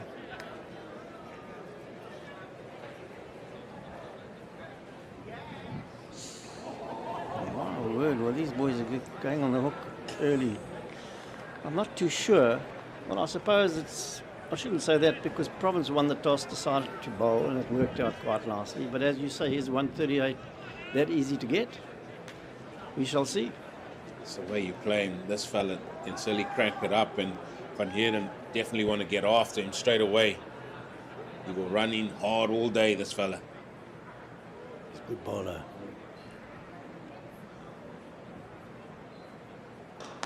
There we go, that's a bit better.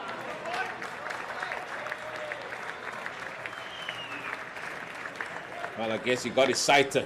The ball before, well put away by Van Heerden. Eugene, I always felt with the hook shot, you know, you want to try and not hit it too hard. You want to make contact, so it involves a bit of wristiness, waiting for the ball instead of trying to whack the leather off it. You know, sometimes we fall into that trap. That was a more controlled hook shot. Oh. Another interesting thing I see here, when I look around this field, the third man and the fine leg are very fine. And maybe that is something to take note, that don't want him to just ramp it up, the batsman, to those third man area. And that could be why they are very much finer on both sides. Good point.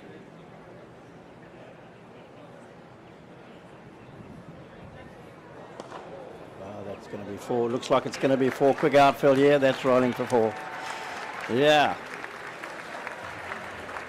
Just struggling to find that consistent length.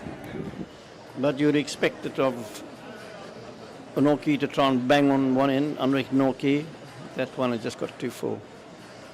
Yeah, sometimes when you bring the heat, all you have to do is just get some good timing. And that time Van Heerden showed that was a foolish delivery.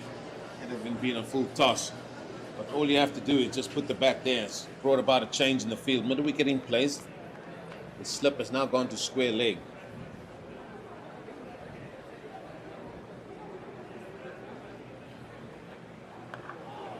Bold.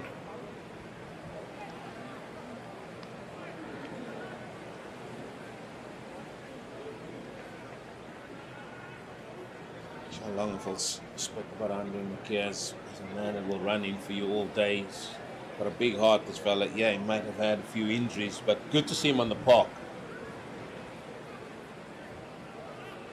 South Africa blessed with a lot of good fast bowlers. Always will be.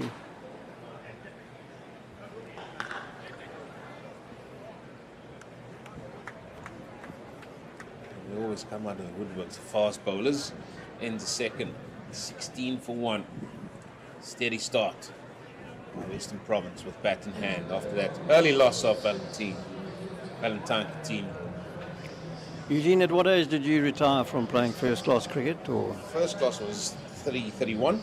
31, it's still quite young. Yeah, it was a decision as well, because I then moved across to Ireland as well. So yeah, it's just the way things worked out. But I enjoyed every minute of it. It was. You certainly did. I recall your attitude and your. Yeah, it was, you encouraged enthusiasm, and yeah. But I was really fortunate, I have to say. When I started playing, I played with some serious men in the likes of Gary, your brother. Mm-hmm. He opened with Herschel. 3 was Jacques Callis. 4 was H.D. Ackerman. 5 was. So you bowled with the great Jacques Callis? I did, yes. Yeah, that would have been a big learning curve. Yeah. Oh, he has absolutely swatted that. Has Van Heerden, boss with hands on hip. Not sure how that has got there, but 4 runs. It goes down in the book. Yeah, that was a great shot. Well controlled. Too short again from Ethan, and the wrong line. It's one of those when you see the batsman coming at you, you want to drop your length a little bit shorter, but he sort of adapted to that length. Did Van Heerden.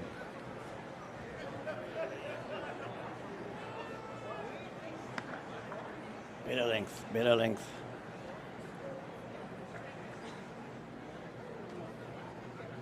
The other thing is you want to get through this happy hour, this power play, with not too much damage.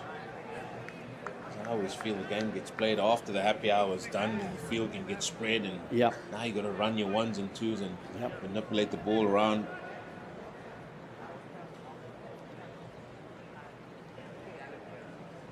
Let's see if he gets this one right.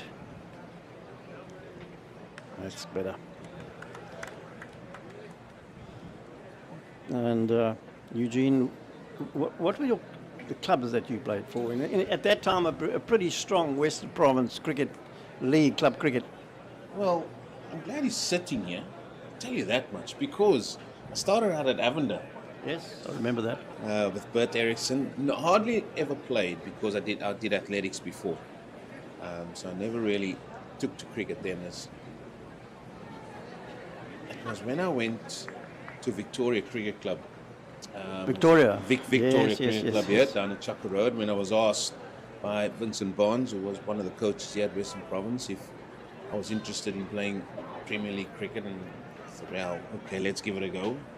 And Mulligan George was part of that team as well. Mark de that's right. Stadler, Rory Kleinveld came through. That's a strong bowling attack. Thank goodness I never played against Victoria too often. And then you also have JP Duminy. Yes. Made his debut and came through Victoria Cricket Club. No, you did very well. So you would have been a champion 200 meter sprinter, 100 meters? 100 and 200. Yeah, I remember those quick strides of yours. Yeah. Duncan Fletcher always used to say, no, we don't need a third man or finally. Just put Eugene in the middle of that. He can cover both. Yeah, lovely, lovely. It's great to recall the stories, the experiences. And Ethan Bosch just struggling to get that consistent length. Josh van Heerden on strike. Yeah. Looks like he's quick on that sort of pull shot or that pickup shot, isn't he, Josh van Heerden? Makes me wonder why they would want to try and keep bowling short at him.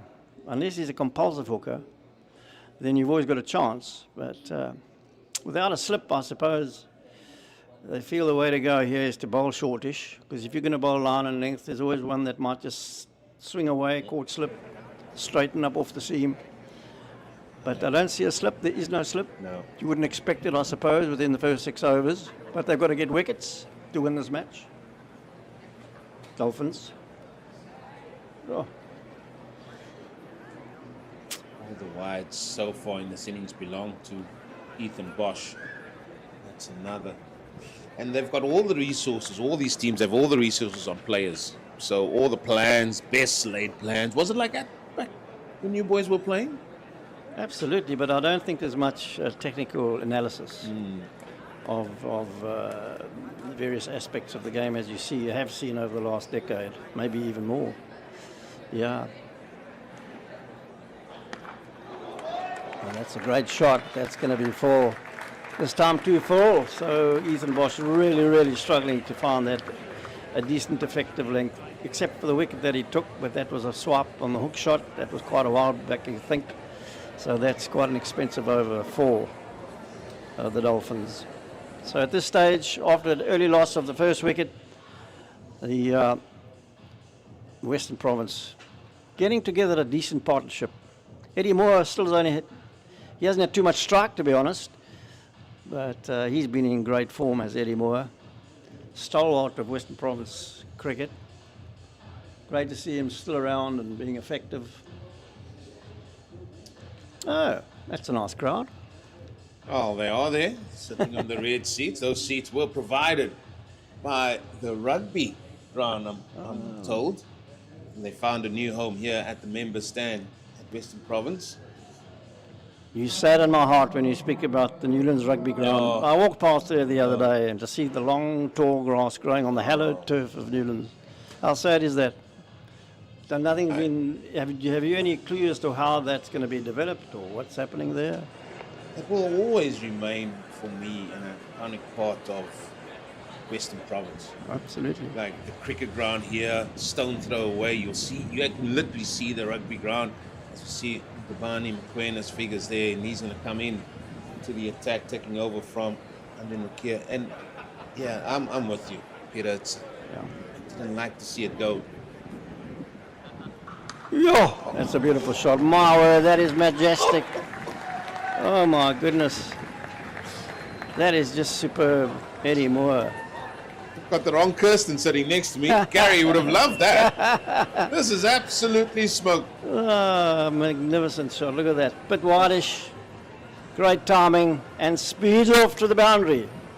Well, if ever you knew a man was in form, that is it. See a shot like that. As a sprinter yourself, you wouldn't have been able to be as quick as that sped to the boundary. Or would you have broken the record? You would need to run through that fence there and go into Campground Road to get that ball. The next ball.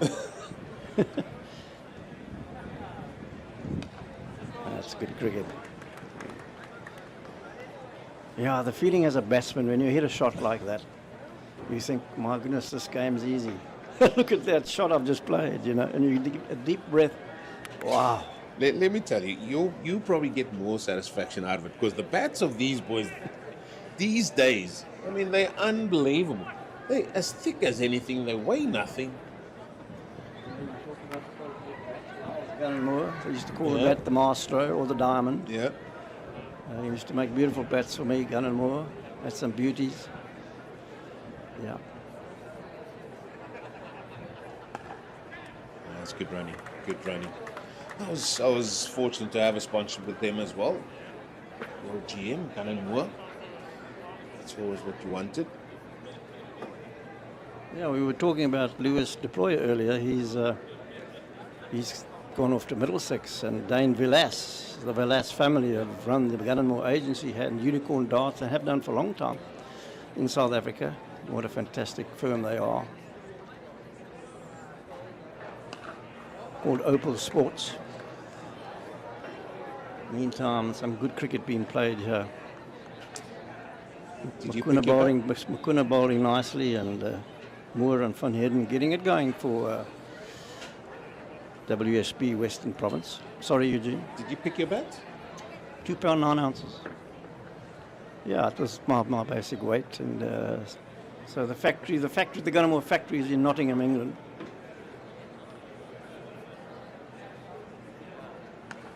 Oh, he couldn't. No, I thought that was going straight to him. What a shot that was. Jeez, what a fantastic, just off his hip. My goodness gracious, we're seeing some great shots here, Eugene. Well, we spoke about how well he picks up at length and plays that cross-batted shot, and this time using the pace. I mean, the timing on this is impeccable. I mean, he just turned around and got most of the bat on it, but it flew a long, long way. And it's not even a Gunn and Moore bat.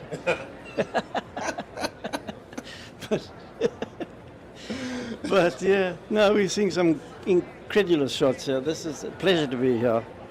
As a bowler, when a batsman plays a shot like that, I've described how a batter feels when you play a majestic shot. How do you feel when you get a wicket and it's a Jaffa, as we call it? Oh, you just run for days. You do an Imran Tahir. That's a cheeky run. We call it a cheeky run. Cheeky shot for 6, and that's another cheeky single. Yeah. I feel that should be the length to Josh van Euren, and you didn't just sort of set the field accordingly. The minute that back of a length, it's just easy for him to put away. You only allowed 2 men outside this power play. There's still 2 overs left. They're so far ahead with only 97 runs needed for victory. World Sports Betting Western Province that they can even afford to just to tickle it around. But if it's going to be 1 down after 6 overs, well, dare I say, they are going to be in absolute prime position here. It's a vital, vital game. That's both teams on 14. Western Province played 1 game more than the Dolphins. It's a change of ends for the big fella, Andre Nokia. It seems to me that captains are giving their bowlers an opportunity to bowl with the wind and against the wind, to share it a bit. Because those that have to come into the wind all the time. Yeah. That would not have worked with most back then.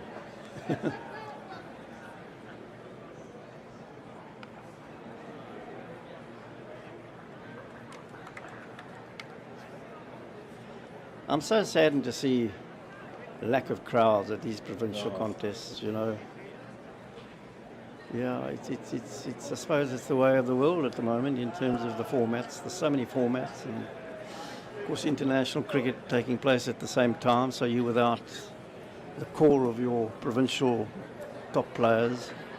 And maybe it's the access that people have, like was done here with pitch vision and everything else, but you don't get that same thrill as what you will be sitting here and watching it and seeing these domestic players playing for their respective provinces. Shot. Yeah, it adds another huge dimension to the challenge, because when you're playing in front of 20, 30,000 people in test matches in India in front of 90,000 people, it's just the vibe and the atmosphere is so electric, you know. It makes you even greater to get that 100 or to take 5 wickets in front of such an atmosphere.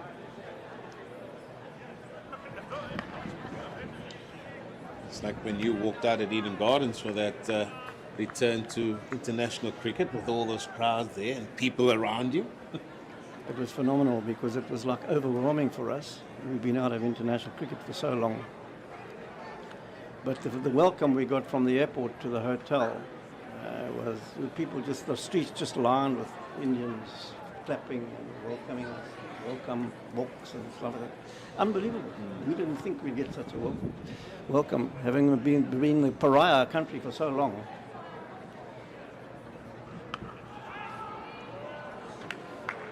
But then the real test came once we walked onto Eden Gardens in front of 90,000 screaming Indian fans. And of course we lost the first two because it was overwhelming. We won the third one in New Delhi and realised, hey, we've got to put ourselves together here. And so that's why everybody loves to go play in India, and not so much on their Bunsen burn turning wickets, but to win our first test victory there in 15 years. Today, so well done the Proteas, men's. Well, there's a bit of gamesmanship going out here now. Eddie Moore, everybody knows they want to bowl the ball short at him. They think there's a little bit of a chance for them to get him out with a short ball. They brought fine leg up. They got deep backward square in place now, but the bowling has been good, has been fuller. You can just sense Eddie Moore's thinking, oh, when is that short ball coming?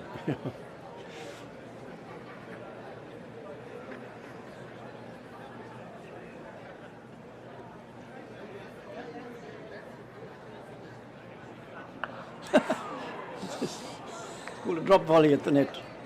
Tennyson. Well, Peter, that's been 5 overs, and it's been a very good 5 overs for World Sports Betting Western Province. Yep. They've gotten on to 43 for 1 after 5, and it's going to be a change in the comms. It's going to be the Cape Fox, James King, and with him, Mr. Neil Manthorpe.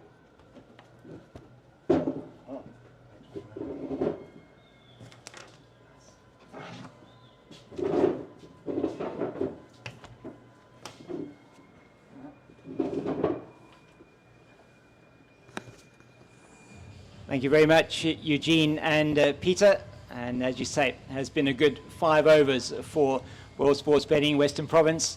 Just having lost Valentine Kitime early on, but Eddie Moore and Josh van Heerden have put on a very good partnership of 37 for this second wicket so far. And welcome, Neil, once again. It's very good to have you here with us. And we said at the break, this could be one of those sort of difficult chases for World Sports Betting Western Province. They've got off to probably the sort of start that they would have wanted to. In between target, isn't it? Yeah. Chasing 139. So yeah, so you don't want to get too far behind, do you? But you don't want to get ahead of yourself because you can lose wickets trying to go and chase it down in maybe 15, 16 overs. Well, they don't need to worry about the bonus point in terms of the log standings, but this pitch has got increasingly awkward, I think, as the day's gone on. The drying wind, the sun, as we were mentioning in the first innings. So it's finding that balance between not getting behind the run rate, not taking excessive risks on a difficult surface. And so just working it around, currently going at just under 9 to the over, so they'll be happy with that. And keeping wickets in hand is going to be crucial. I think that was really where the Dolphins found it was quite difficult. They lost wickets at regular intervals and weren't able to build any partnerships at all. I mean, this is very much Province's game to lose. Yes. I mean, 95 to win from 87 balls. 9 wickets in hand. It's but you know, the asking rate might be hovering around 6.3, 6.4 and over, but the idea, I think, is not just try and score at that rate and stay ahead of the game. As Lance Klusener always said, take 1 off the remaining overs and try and win the game with at least an over to spare, just in case something goes wrong.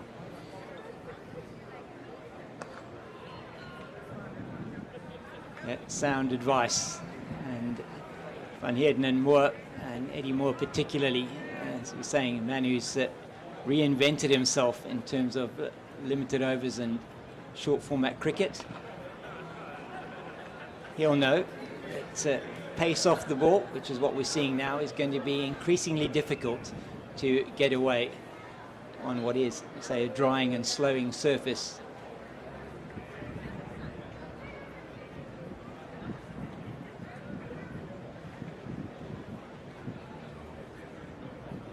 And that will not help either, as, oh my goodness, that was misjudged. It looked like the Martian Pillay at short fine. That is potentially a, could have been a real, it's a real let-off, isn't it? Oh my goodness. He's made a hash of that, didn't he? Top edge popped up into the air, the breeze just tugging at him and tugging at the ball, but he didn't know whether it was going to go over his head or whether he had time to turn and run back. But that could be very costly. John Smuts owes his team one here. Just 3 off the first over, but he had a horror show with the bat, 10 off 18 balls. Applied the handbrake to his own team at the top of the order. So if he can go some way towards emulating George Linder, whose 4 overs brought him 1 for 18, a fellow left-arm spinner, then he might just be able to drag his team back into the competition. But I don't think they're going to do that by applying pressure. They need wickets. I mean, dot balls aren't going to drag the Dolphins back into the game, I don't think. They need wickets. Similani back into the attack, and Van Heerden on the front foot really there, going forward, an easy single down to mid-on. In fact, he's say back into the attack is his first over in this particular contest. So he was good with the bat in the back end. It was important. Hit a few lusty blows to get them to a total of about 130 of that 138, where it looked like they were potentially going to even fall short of that, get somewhere around the 125, 130 level. Just quietly, this has been an outstanding innings from Joshua Van Heerden, hasn't it? Yes, it has. 30 off 20. He's hit the ball sweetly, hasn't he? A couple of glorious shots. He's lofted the ball. He's used his feet. He's been able to just pierce the field at will almost. And Edward Moore decides that he's going to do the same now. Glorious shot through the offside, just over pitch from Similani. And that'll make him feel a whole lot better. We were just chatting off air, weren't we, about the reinvention, the retreading of Eddie Moore. He began his professional career as a stoic opening red ball batsman.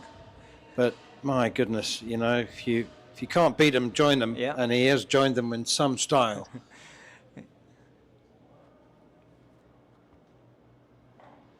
Oh, that's a glorious shot over the head of the man at in front of the Oaks at backward square, and my goodness, he hit that beautifully. Well, reinventing himself, certainly. 10 of those second and third delivery of Similani's over too short, and he's onto it very quickly. I always feel a tinge of sadness when I see the Oaks Bank empty. Yeah. But I came down here a month ago to Newlands, and there was a vast crater in the middle of the of the bank where they're installing the new floodlight pylon. Gee, that must have gone down about 4 meters. Crater. Well, this one is in the air, should be taken, but isn't. And McQueen just a little bit slow to come off the boundary. And a difficult chance, but one you would hope they would take at this level. Just picked it up late, didn't he? Yeah, He was did. just late setting off. You need to judge the ball flight very, very quickly, decide whether you need to accelerate. But that's just one element of the wind that makes life quite difficult for the outfielders, the boundary riders. Yeah. And it is really whipping past and through past the southern pavilion here at Newlands. Swirls quite a bit. That's good work, in fact, in the field there by Ethan Bosch, just parried by Bryce Parsons, and he manages to get down and stop what could have gone through for another boundary. But it's been a very good over for World Sports Betting Western Province, 14 so far. You talk about the wind, Neil, I mean, it really does come around, doesn't it? With the construction of this pavilion, the southeaster gets funneled around and almost becomes a southwester coming around from that side. It swirls in the basin. It's kind of a vortex, isn't it? Yeah, it is. That changes the wind direction. And it's the swirling that makes it particularly difficult. You can handle it. I've been at a few games at the Wacker in Australia with the Fremantle Doctor. Oh, that's gone past the diving fielder at mid-off, or mid-on, should I say, and they're going to come back through for 2. So, end of the over, it was a very good one, that for World Sports Betting Western Province, 17 off it, and that has really propelled them. So we look at the power play, and Valentine Kitime perishing, living by the sword and dying by the sword. But it really was, as you say, it's been a gem of an innings from Joshua van Heerden. I say I was a big fan of the move to promote Kitime up the order. He's had a horror in the middle order, and I think when you have invested that much faith and backing in a talent as extreme as his, then he's not the first batter that this has happened to. You just say, look, you know what? Go in first, and don't worry. You'll never have that situation when we're 20 for 3 and you're walking in. Exactly. And I think he's flourished. And as you said, I mean, he scored a few runs by the sword. He died by it. Absolutely. It's been a brilliant season for him. I mean, his first class 100 as well this season, which is brilliant for him. And that partnership that he and Daniel Smith shared against the Titans, 129 it was, just was next level. Smith 80 off 26, Kitime 50, very good 50 for him, and he just it wasn't the only innings that he's played as well up the order that he's done really well, and as you say, just giving him the freedom to express himself. It's been really good for him.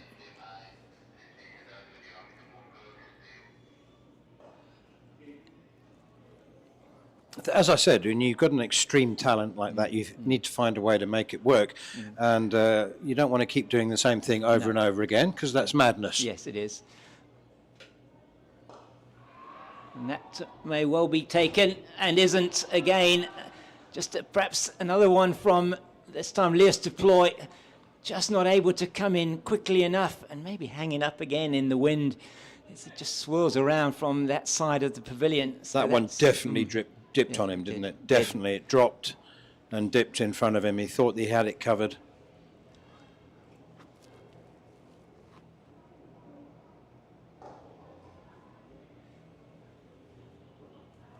Oh, it's less than a run a ball now for World Sports Betting Western Province. And I just want to keep building on that, won't they? And put the bad ball away and just keep it ticking over. Yeah, I mean, old school T20 cricket would suggest that they just need to knock it about now, push it into the gaps and that sort of thing. But that era has passed. I think they'll keep going. Long time ago, absolutely. They will keep going, there's no doubt about it. And this time he's not going to be worried by the wind. Andile Semelani is just holding up on the pitch, and Moore has to go. Good catch. I think the Dolphins, it's quite difficult to tell whether we should count them all as definite chances. There were a couple that went to ground, but they're certainly guilty of putting a couple down, and possibly 3 or 4 if we're harsh judges. But that was a good one from Andile Semelani. He'd be well pleased with that, as will John Smuts. Particularly when a plan comes together. I mean, that's what he's there for. He's not saving runs at short mid-wicket or short wide mid-on. He's there for exactly that, with John Smuts turning the ball into the left-hander. And so that's a plan that has come together very nicely, and the Hollywoodbets Dolphins will need a few more plans to come together. 73 to win at a run a ball. with 8 wickets in hand. I think however well Dolphins do, Province will have to contribute to their own demise if they don't pick up another 4 points here, especially with this man coming to the crease. That 80, I think, one of the probably the best T20 innings that I've witnessed here at Newlands, and the 34 that he took off the Caleb Seleka over was just brutal. Going from, I think it was 50 to nearly that 80 in literally the space of 1 over. So.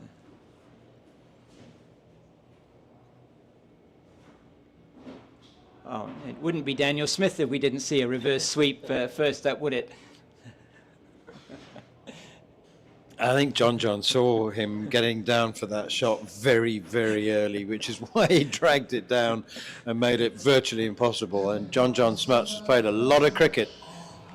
He's 36 years old, and he knows better than most left-arm spinners where to bowl it to make the reverse sweep impossible. Yeah. It's actually quite nicely adapted by Jason Smith. Didn't carry on. No, he did. He did do quite well. One thing, I mean, Daniel Smith's got a really good eye. And this youngster, I mean, I think as a batter, just 22 years old, isn't he? I mean, he seems to have been around for a hang of a long time already.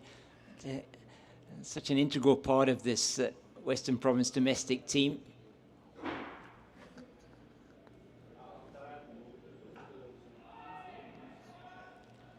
So Mokoena back to replace Similani after that first expensive over. And he starts well, the youngster. Saw him with SA Under-19 last year against England Under-19, and impressed with him. He's played a bit more of an all-rounder's role there than he does here. So, came in at 9 today. He did, yeah. Could have come in earlier than that, I think.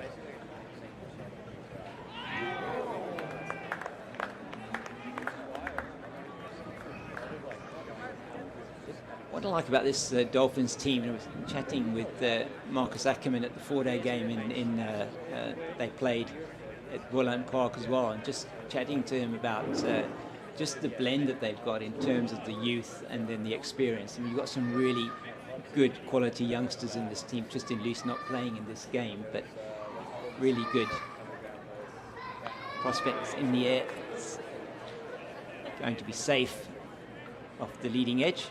Is he fit, Tristan Luce? Do you know? I'm not sure if it's a fitness issue. I mean, he was out with the team practicing before the game, so it may. But he's not in. He wasn't in the squad, so maybe it is a fitness issue. I'm not sure. I know he was injured a couple of weeks ago. He might just be on the comeback trail. It may well be. Yes, may well be. It's a really good prospect, Tristan Luce.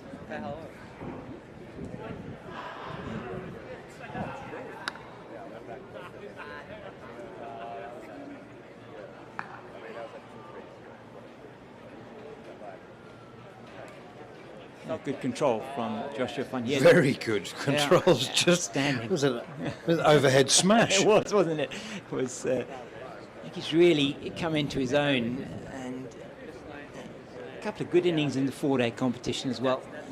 Made the move down here. It's really been. He's made himself very difficult to keep out of the team. You know, he's pretty much cemented this number 3 slot at the moment. It's good to see.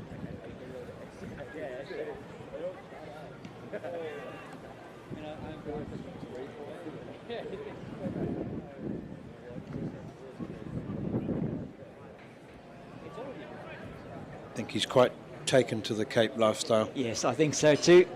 And why not? I mean, it's a lot of players that come down here, they do enjoy it. Quite a few players from up north that have made the trip down here and are still playing here. And Andre Berger, Carl Simmons, got Joshua van Heerden now, Seppo Mareki, who has come back for his second spell.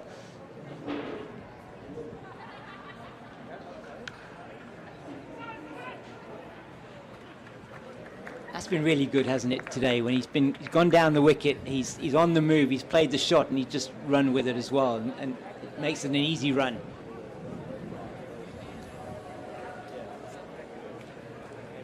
Well, he's seeing it well, he's striking it well, and there's every reason that he should be quite happy to keep the strike as well with a single off the last ball of the over. And I strongly suspect that Daniel Smith would be more than happy for him to take the strike at the moment as well. I mean, you know, Daniel Smith's experienced cricketer now. He will be all too well aware that the conditions have changed. Yeah. He had a very good view of how much the Dolphins batsmen struggled to time the ball. And so if you do manage to hit a purple patch and find the middle of the bat in conditions like this, then you do as much of the batting as possible. Yeah.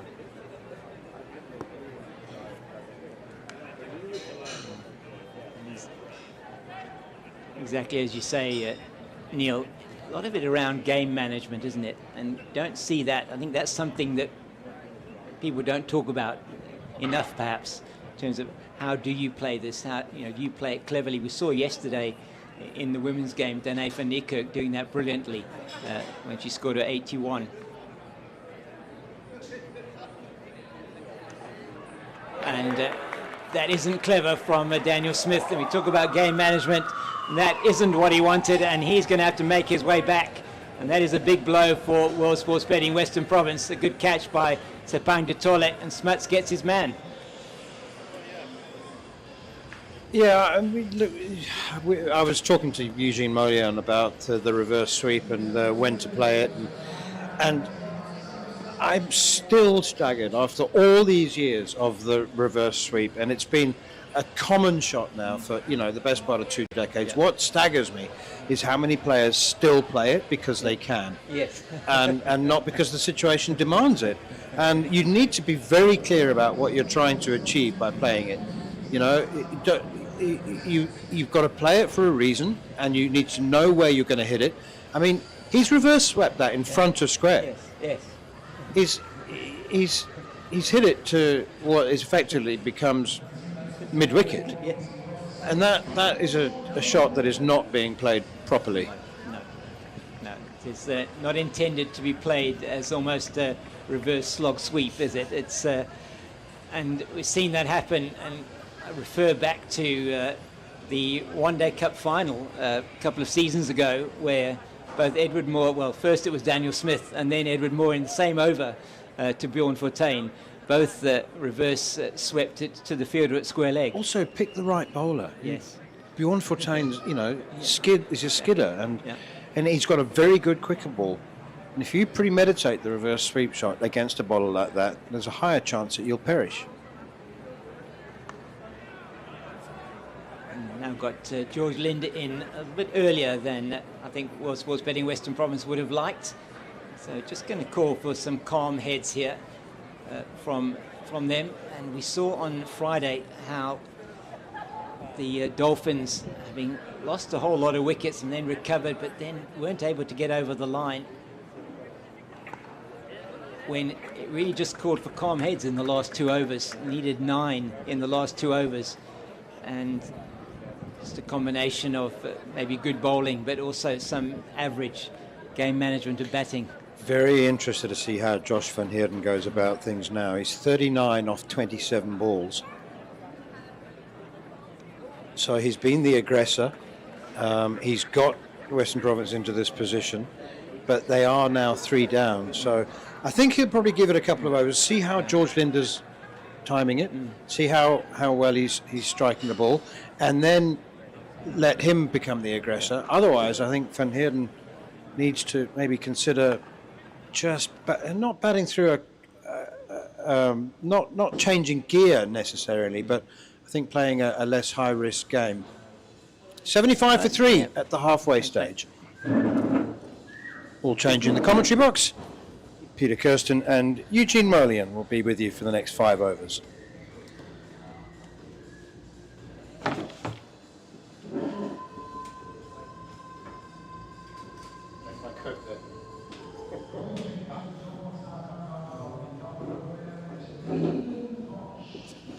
Thank you, gentlemen. Time really flew by. Those 5 overs seems like 2 when Manthorpe and the Cape Fox is on. Absolutely, Eugene, back in the seat. And we can take it through to the 15th over. I think that's the slot we've been given, which is matches halfway there, evenly poised. Well, no, it didn't say evenly poised, but Western Province got the upper hand. Josh van Heerden controlling it nicely. Ethan Bosch for his second spell. Well, when he has been carted away to third man there, dive comes in. It's gone for 4.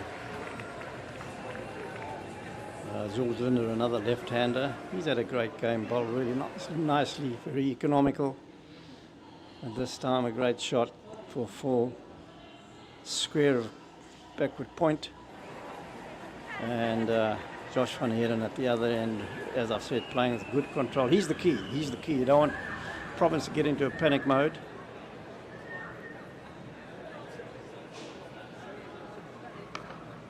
It's another shot cut away. Well, with George Linder out there, I don't think there will be.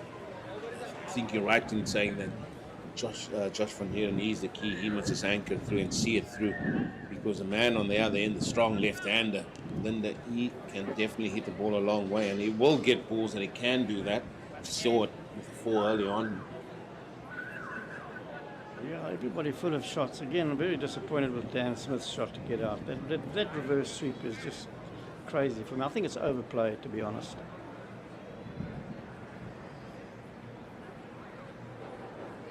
Just knowing the guy personally, it's a shot that he sort of backs himself as well. And my view on it, I agree with you, sometimes it is overplayed. It's the decision when to play. And that to me is key, but he does play it very well. Exactly. I think you're playing it at the right time. There's no need for that shot at this stage of the match, you know.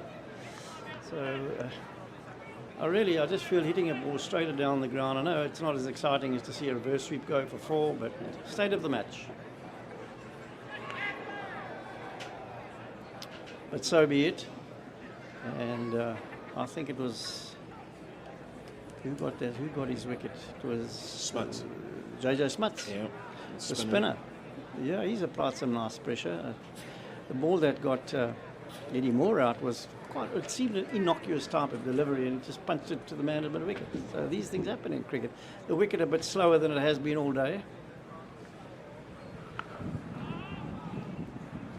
Yeah, just chatting to the ground curator this morning, Brahm Mong. He said that it tends to happen with the wind that we had yesterday. It dried out the moisture that he'd put in the morning. And that's what happens here at Newlands in the Western Cape. Eastern Cape as well, you get strong winds.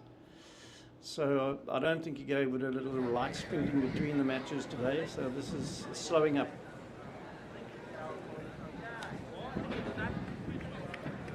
Nice tickled shot off his hip for a single. In control, I think playing shots with control, you've got the match in your grasp. And World Sports Betting Western Province shouldn't throw it away from here. But how many times has that not been said by commentators? Yeah, I know. I was just about to say. I mean, they should walk this at a canter. One field with 7 wickets left, and today's modern day cricket, 54, 57, apologies, 57 or 54. You do that every day of the week. The only thing we can think about, it's the win that's important for either side, because that will probably sort of give them the surety of making this playoffs. But I think it started at the top 4. If everybody's in with a chance, so it's a good competitive T20 competition. Yeah, then you would have thought the other side of it, as we see Copeland coming into the attack, it's a bit more spin. Left arm spinners. Left arm bowlers always, for me, have been very interesting to face as a batsman, because they bring a different dimension to the game in terms of angles. You're facing the off, he's spinning it into you. Now you've got to face a spinner, ball that's spinning away from you. It keeps you thinking, it keeps you on your toes. So I've seen quite a lot of left arm spinners over this last while. It's always good to have that coming through the schools and the clubs.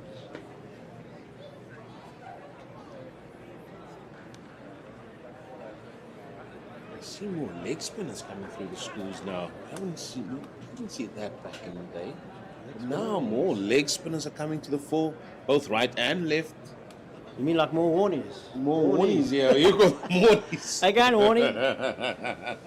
I call them warnies. But no, as you rightly say, it's a difficult skill. Oh, that's a wonderful shot. That's a beautiful shot. But it could be, no, it's cleared the boundary by miles. That's why I say you can't be under the pump when this fella's in there. He hits the ball a long way, and that is not the furthest one. It went miles up in the air. You said he hits a mean ball. He's dead right. He does hit a That was a moon ball, not a mean ball. Yeah. Shot George Linder. Okay, so that takes the pressure off. He doesn't have to do it again this over, but he'll probably try again. Doesn't have to hit another 6. That's a great shot. That's going for 4-no-2. Lovely controlled shot. Oh, they were going to run 3. Easy 3. Well fielded. Well, that fella's having a torrid time out there. But that was well placed because the man is, as you can see, coming around from point. He had lots of ground to make up. Not easy for the left arm spinner. Couple in. Oh! Wow, that would have been a game changer. Could have been a game changer. What an effort by the captain himself, Johnson Smuts. Throwing himself to the left. He got both hands on it. Acrobatic. Oh, bold. Yeah. Aaron Gapalan. Yeah, nice. Only 3 for 3. And there's still plenty of, I wouldn't say plenty of overs left, but a lot of deliveries to get this total. Well, the Protea women's side, they are going to be in action, not the distant future. Starting the 5th of December, right here at World Sports Betting Newlands against the Irish. T20 starting at 6 o'clock on the Friday. Then they move just down the road up the N1 to Boland Park for the second one, starting at 2 o'clock on Sunday the 7th. And then at Willamore Park, the T20s come to an end in Benoni. That game starting at 6 o'clock. Yeah, those will be great matches to watch. It'll be great for the Irish to come to the Western Cape. One at Newlands, another one at Boonbank Park. Picturesque, scenic, beautiful part of South Africa. And I'm sure they'd want to get away from the cold and stormy. Storm Claudia, I think they're calling it, currently. Yeah, it's not, it's very cold. Yeah, from Storm Claudia to the sunny skies of the Western Cape. Get on that plane quickly. Shot. Great shot, another 4, it's a pull. Yeah, controlled shot. This is the immense power that he possesses, George Linder. Tall man, strong man, gets a ball back of the length, cracks this confidently away onto the onside. There's a 50 over at Border as well in East London. Yes, East London, they'll have that too. As long as the wind's not blowing, because it can blow up blizzardy there too, I'll tell you. No place to hide there. You know, straight off the Indian Ocean. He's hitting with the wind. That's clever batting. My word, this guy can bat. Fantastic to watch. Well, this is really taking the pressure off World Sports Betting Western Province. And the Hollywoodbets Dolphins bowlers have really struggled here today. None more so than Ethan Bosch. Yeah, you've got fellas like these that can just stand and hit through the line of the ball with consummate ease. Lovely. Always going to be there and thereabout. He's moved on to 26, is it? Yeah, just 13 deliveries.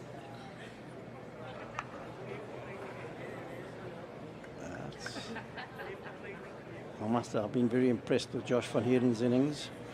He's played some world-class shots. Okay, he's been dropped off the last over, and, but you need that bit of luck every now and again. Just taking it away from the Hollywoodbets Dolphins. Tough week for the Dolphins. Tough weekend for the Dolphins. Yeah, it will be. Close game up the road on Friday. And that's going to be wide. 2 wides. He's way over his head. Yeah. 2 super overs in one game on Friday against the bowler. Really?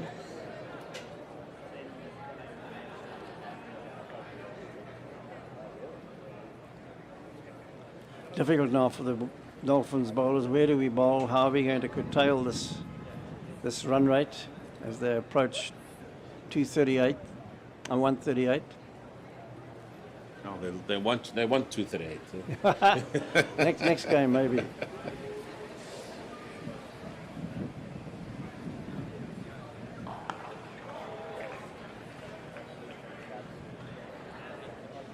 Yeah, they thought of the second.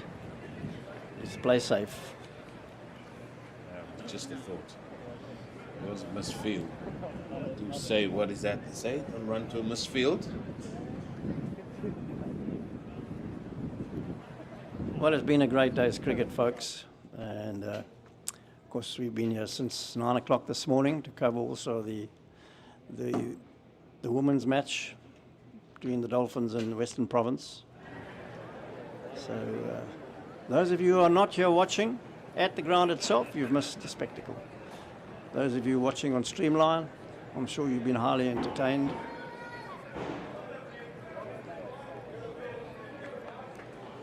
Safe shot because there's nobody at mid-wicket. Play a big gap on the leg side. Safe as houses, as they say. What a picture. Look at that. There is. That's a 50 over. And East London, Buffalo Park, that's where it starts on December the 13th. Then they go to Quebec. Probably just a drive down to Quebec. Quebec? Yeah. You mean Port Elizabeth? Port Elizabeth, Quebec, okay. That's on the 16th, Tuesday the 16th. That's on the holiday. And then they finish up north at DP World Wanderers in Johannesburg. Beautiful. And then it is the series against Pakistan.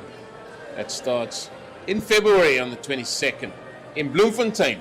So they're going to get around South Africa, the Proteas women's side, and then they go to Centurion Park, and then it is the all-important Black Day at Hollywoodbets Kingsmead Stadium on the 1st of March, day before my birthday. If everybody is listening. Happy birthday, Eugene. That's fantastic. You're a young 26-year-old. Oh, we'll keep it there. Thank you. And Bryce Parsons into the attack, number 11 on his shirt. Where's that ball gone to? Oh, it's the reverse sweep again. I've never seen so many reverse sweeps played today. Some successful, others woefully not so. Bryce Parsons, yes, up and coming player for South Africa. Best 3 for 22. There we go. Ooh. Oh, look what at that. an absolute specky. Wow. Where have you been, Bryce Parsons? Brilliant. Absolutely long reach. I thought that it had just gone past his left hand, but it stuck. I don't know what glue he uses, but that's beautiful catch. Absolutely. Let's have another look. Magnificent. The dangerous George Linder. Now, how is that going to affect the match, do you think? You'd think that the World Sports Betting Western Province are home and dry, but Bryce Parsons has got other ideas. Josh van Heerden still at the other end, looking under control. If they lose Josh van Heerden, this game is open. Well, I mean, we can look at this over and over again. It was an absolutely fantastic grab. Was with his left hand. That's the hand he bowled with. So, that was brilliant. I would say, Gene, that is the effect of good, consistent practicing, fielding practice. When you recall and you watch everybody practice before a match, and I'm sure they do during the week, they must dive left and right for 100 catches, 50 each left and right. And on one particular day, it's going to stick. Same with the wicketkeeper. So I think, that's the value of practice, agility, fantastic to see. Late in the game, your side not doing so well. And the effect of the left arm spinner or off spinner again coming to the fore. Pillay now in Western Province. Hold. Now the pressure's on. Yeah, Pillay. Jushavan Pillay.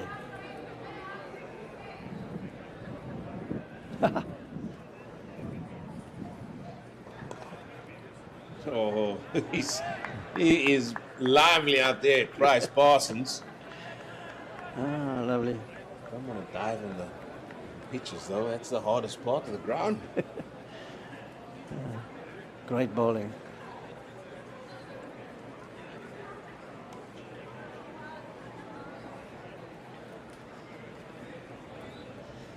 $105 for 4.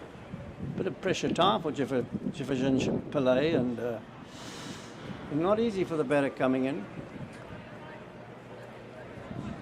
Coming to the end of the 14th over.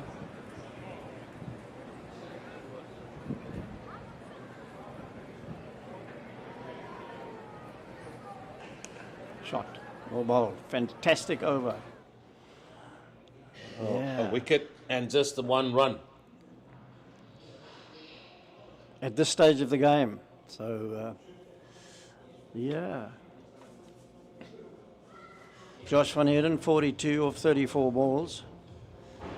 As we said earlier, he's the key. But Western Province still with some batting to come. Yeah, and now things are going to liven up a bit again. Didn't have a good first spell. No. Anik Nokia, or well, 2 overs for 10, not the worst. He's back into the attack now. He's going to be bowling to Pillay. He sort of has, he always has this tendency to have a nibble outside that off stump, Pillay. Just got to be wary. They've got 5 men in the ring, and we can understand that because they're trying to force a few dots here. I have to force the dots. That's a nice shot. Played it late, let it come to him. Runs down to third man.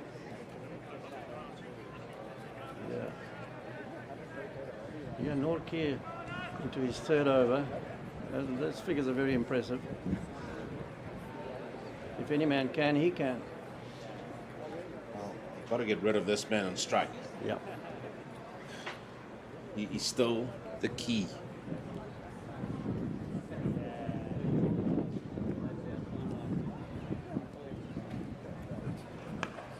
That's great bowling. Good batting. So what do we got here? 32, 33 runs, 31 runs needed. You'd still say, Eugene, that it's World Sports Betting Western Province's game. Yeah, it's theirs to win or theirs to lose. That's it. And we're now into the 15th over. 1 or 2 boundaries in the next 2-3 overs. You should be home and dry. That's one of them, or could he be out? No, that's a boundary 4. 1 bounce 4, another fine shot. And that will just ease whatever nerves there are in the Western Province change room. As that takes it now below 30, 27 now needed. And that was nicely worked off the hip by Pillay. Into the gap, 1 bounce 4. Great shot. Great shot.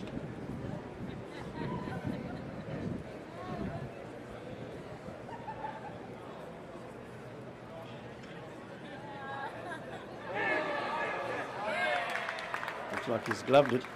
Well, there's no response from the umpire. The batsman's not walking. I'm not too sure I'd walk in a situation like that. He only walk for petrol. Tell you, it's the only time you walk. But it's very convincing by the wicketkeeper and the bowler. Testing the umpire, testing the batsman. But the batsman knows when he's been hit on the glove. I think everybody's happy with that decision because everybody just went back. Absolutely, absolutely.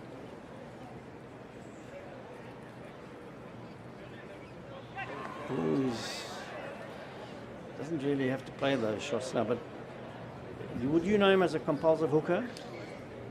Sometimes the pace of bowlers tend to tell you, okay, I've got to play it. Yeah, Okay. So more often than not, you go more because it's a quick bowler who's got a little bit of gas. I would say maybe Josh van Heerden might be one that loves playing the pull shot, the cross batter shot. We've seen him play a few today already. There's no need for him to play. Maybe he's just a bit intimidated. Yep, by the pace. that's what I'm Let's saying. see what happens.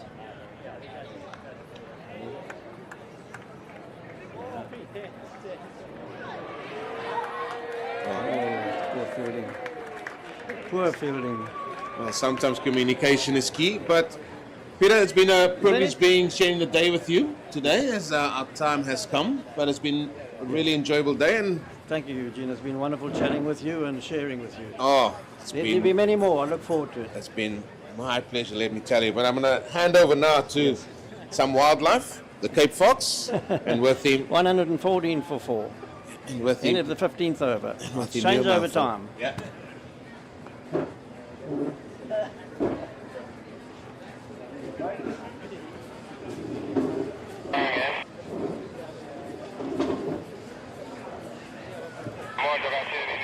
Thank you very much, Eugene and Peter. It has been an absolute privilege to have Peter here with us today for these 2 games in this doubleheader.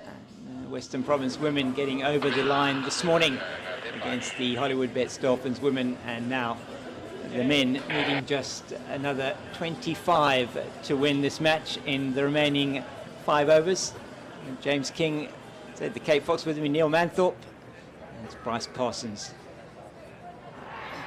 And that is given, and once again the reverse sweep causes the downfall of a Western Province batter, and this time it is Joshua van Heerden, a man who has taken them to the brink of victory.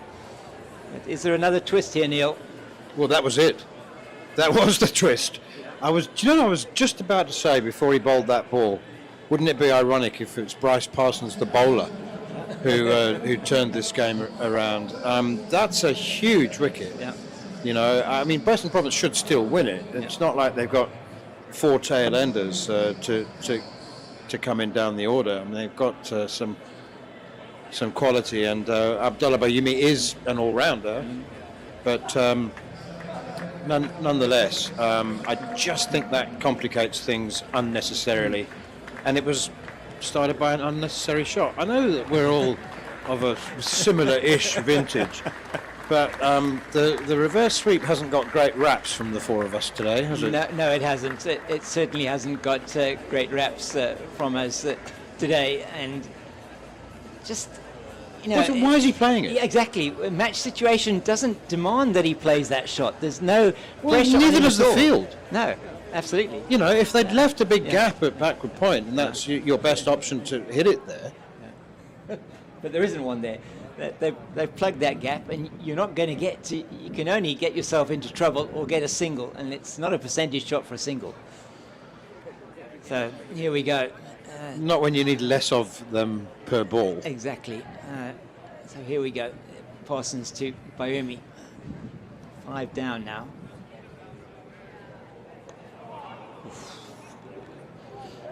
Well, there'll be some nerves in that Western Province dressing room, I can tell you. Parsons has got 2 for 1. Not bad for a very good batsman. No, not bad at all. So he's been very handy with the ball this season. And, could have been the 3rd, close enough. Good running from Javishan Pillay. Oh, yeah. 2 wickets, turning the game potentially on its head here.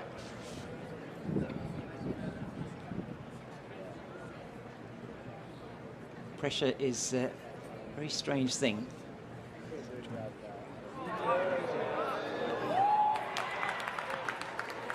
And umpire Tom Mokorossi completely unmoved that appeal against Abdullah Bayoumi. Not sure what is going to happen now, whether he's going to consult with Andrew Olivier at point. He is, but the decision remains not out.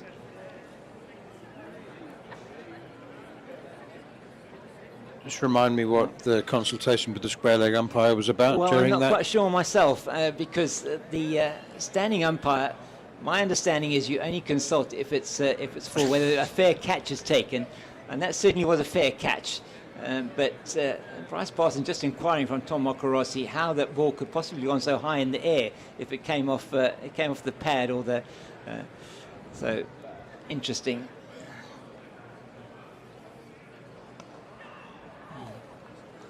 Division Pillai's on his skates again, but he's not going to get more than a single this time.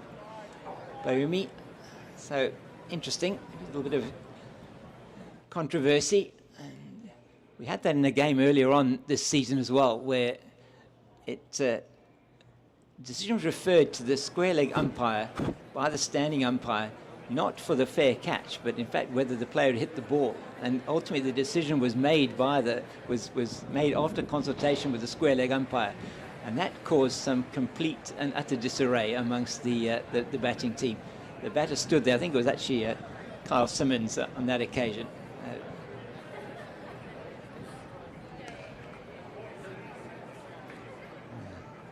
Brendan Atwell, who's been heard on this service before, is covering the game alongside us, written reports, and he says it was off the helmet. Okay, well, clearly off the helmet. Well, it makes sense then, but then there should have been a concussion check, surely, if it was off the helmet. But who knows? Well, there we go. Anyway, upshot of all that is it's 118 for the loss of 5, and just 21 needed now off the last I think 6 overs. James, I think the overs. playing condition guidelines do stipulate that if you are hit by a fast bowler.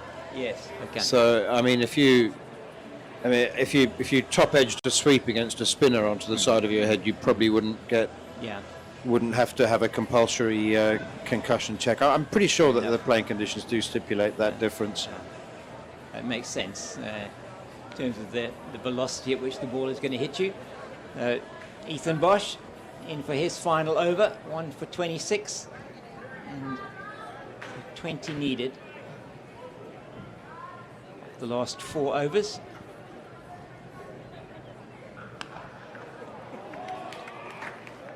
So it's carved away into the offside. Should be a relatively simple task for World Sports Betting Western Province, but as we've seen before, these things are not always relatively simple.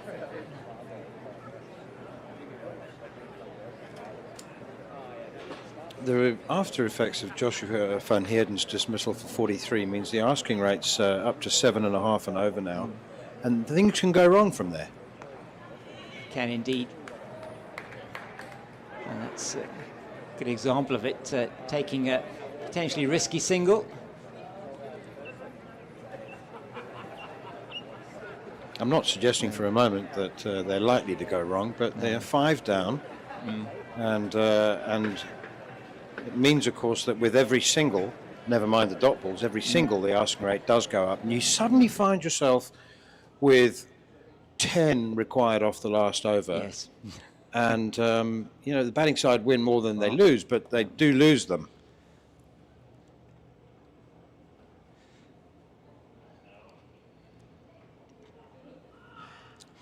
And as you say, I mean, we had that scenario on Friday evening in Boland where still with 7 wickets down, there was 9 runs needed off the last 2 overs for the Dolphins after the pyrotechnics from Piri, and it was just incredible how the squeeze was put on. A wicket was lost in the second last over.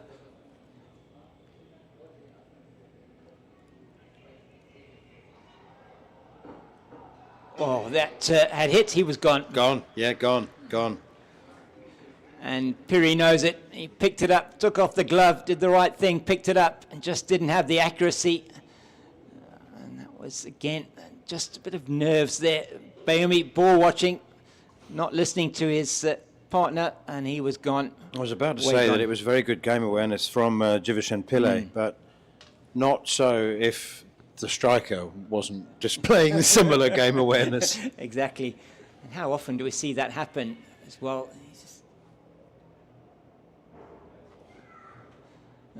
That will have to be bowled again, just too short this time from Ethan Bosch. And you don't want to be giving away free runs at this stage, putting them under a little bit of pressure.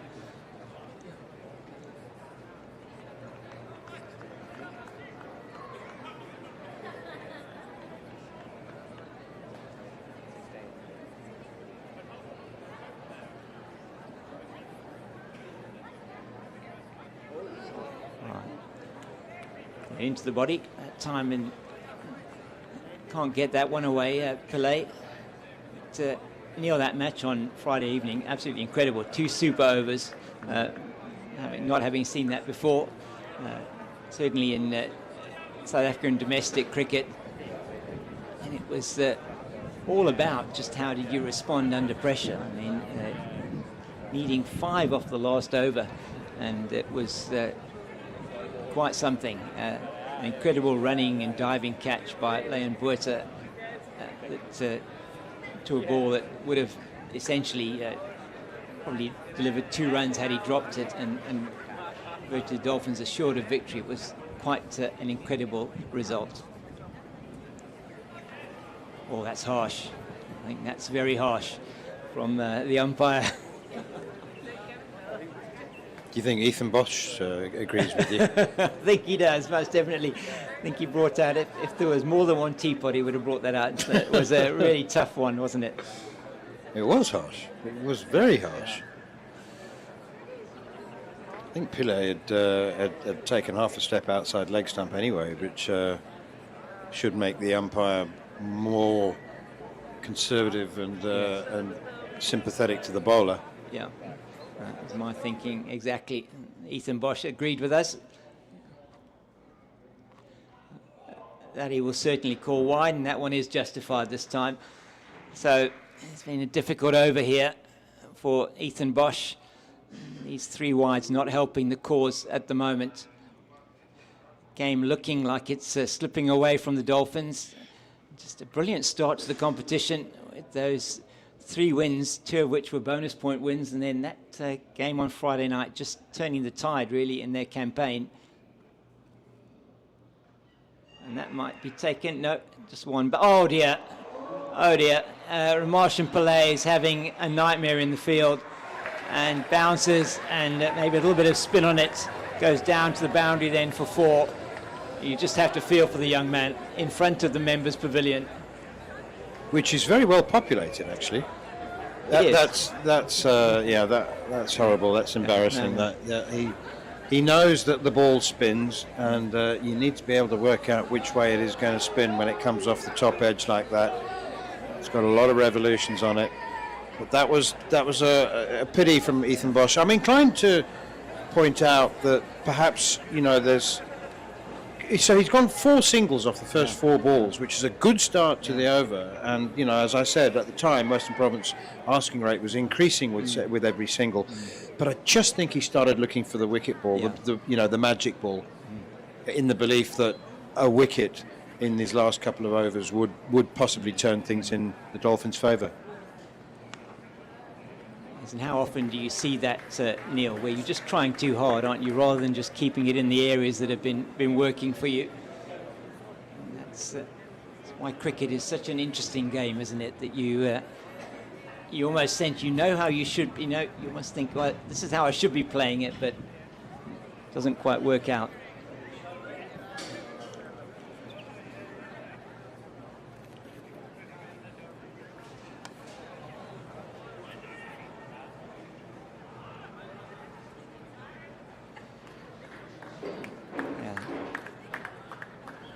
Certainly, in terms of this Western Province batting lineup for this game, it does have a much better look to it, with Jivishan Pillay coming in at number 6.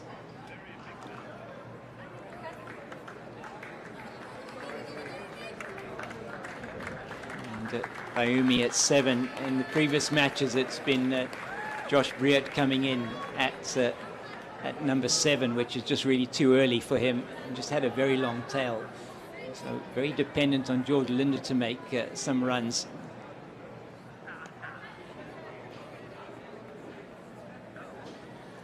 Well, they can afford the luxury of a dot ball or two now, Western Province. It's 6 needed off 14 balls. And he's gone for the glory shot, but he's going to get away with it.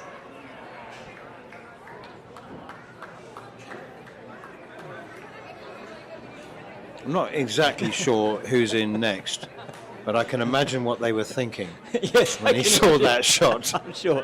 As that ball went up in the air, it would be Josh Breart, I think, who's going to be in next, and he would have had his head in his hands thinking, now we've got 13 balls, we need 6 to win. Why?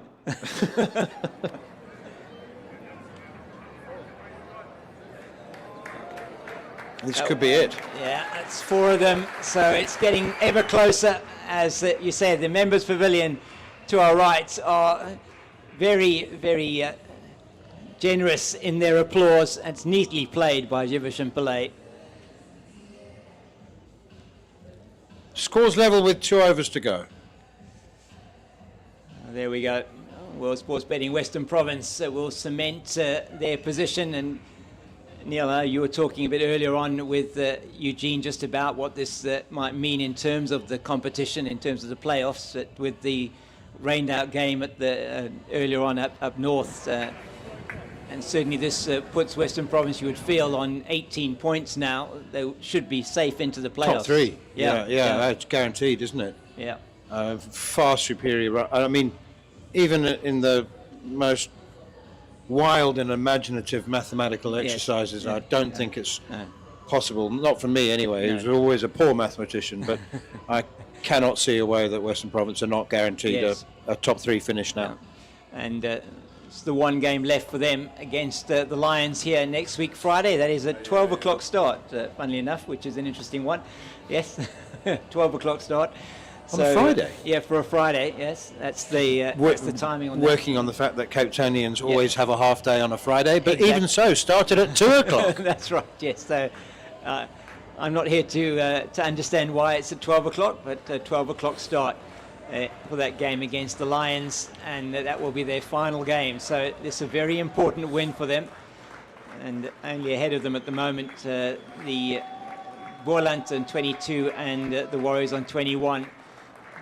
As Heinrich Nokia towards us now, and they'll take the single and they get through, and that is the win for World Sports Betting Western Province. And you have to say, well-deserved win. They bowled well up front, they won the toss, decided to bowl first. We thought it was an interesting decision, but it's proven to be the right one under the circumstances. Simplistic it may be, but I think it's fair to say that Western Province won it with the ball and the Dolphins lost it with the bat. Yeah. They weren't particularly out. Joshua van Heerden did superbly. I thought, brilliant innings of 43, although he was out at the wrong time and inappropriately. But it was the bowling. I think George Linder was outstanding, and a mention as well for Dube. Umbelela Dube, who took 4 for 26, which was really, really good bowl. Good pace as well. Yeah. First time I've seen him live, and really, really impressive. And I think the Dolphins knew, didn't they, that they were at least a dozen short of a competitive total. Yeah, certainly it was all undone in that batting display, and the bowling from World Sports Betting Western Province. Very good on in the conditions that they are used to, and so the Dolphins will have 2 more matches in the competition to cement their place in the playoffs, and it is going to be certainly for them, they will feel they have got a very good chance of getting into those playoffs with 2 teams already out of the running in Northwest and the Tuskers. So from us here at Newlands with the news once again that Western Province have won this match by 5 wickets.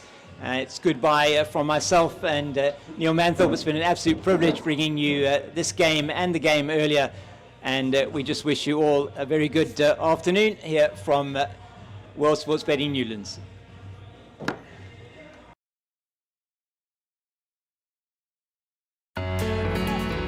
The wait is over and the teams are ready. T20 Challenge is back. Sun is shining and I feel so good. Come show us your moves from anywhere in South Africa. 'Cause it's a good day for it, a good day for it. Meet the stars, feel the vibe, and experience the thrill. That's huge. That is out of the park. Support your favorite team in your favorite city. Brilliant catch. Bring your energy, bring your passion. Hashtag bring on your moves. Golden.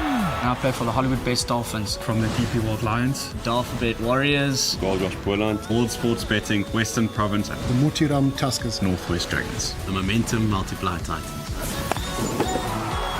Get your tickets for the T20 Challenge now and be there for the action. Hashtag bring on your moves. Woza nawe.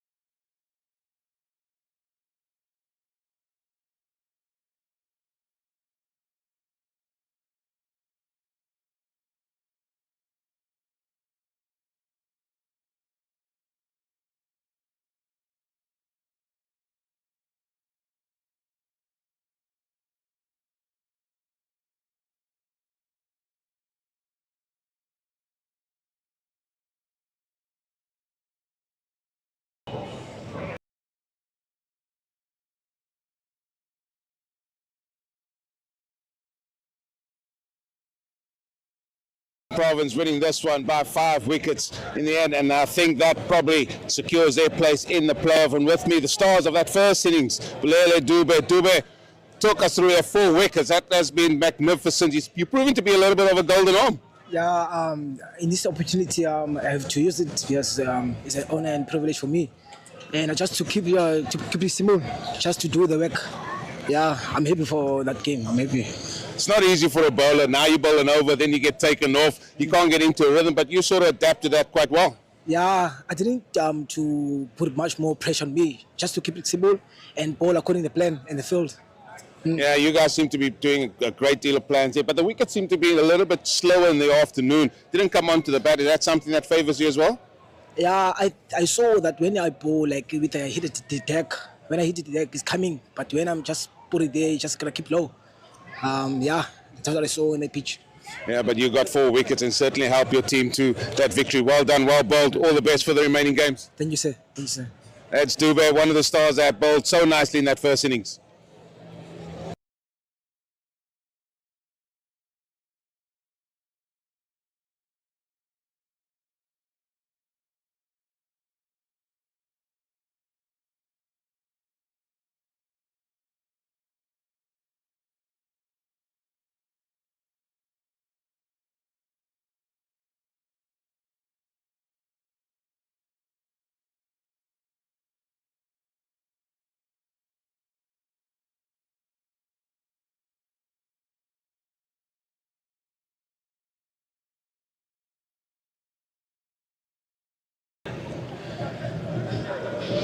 Well, I'm standing now with the captain of the World Sports Betting Western Province team, Daniel Smith. Daniel, firstly, you must be very happy just to get the win and getting across the line there. Oh, amazing. Yeah, it got a bit tight there at the end, but obviously very pleased with the boys. Didn't expect the wicket to play like that, to be honest with you. But the way the bowlers bowled was magnificent. And then I think the batters set the tone there, Eddie and Josh. They've been in fine form. And I think as a team, we're peaking at the right time, and hopefully we can continue it. Well, it's about two things I'm going to come to you about. Firstly, your bowlers definitely set it up there. Dube seems to be a little bit of a golden arm for you. He just prizes wickets at vital stages for you. Oh, he's been amazing. Obviously, we missed out when he went to Hong Kong, but he obviously had a lovely time there. And we're really thankful that he's come back here, and he's obviously put in the performances, and hopefully he can continue that. And you guys are gelling nicely again. But second point I wanted to ask you, that pitch really started to dry out. It didn't seem like it came onto the bat like you guys thought it would do. Yeah, we didn't expect that at all. We knew it would be a challenge there. They got so many spinners, but I thought the way the guys ended up finishing there, Javishan Pillay is not really playing an easy role that he's used to, but that's a nice little growth learning spurt for him. Yeah, probably secures a place in the playoffs. He's got one game left against the Lions. That's on Friday, coming up at 12 o'clock. It's another day game. You just want to finish as well, and it's all about momentum now, isn't it?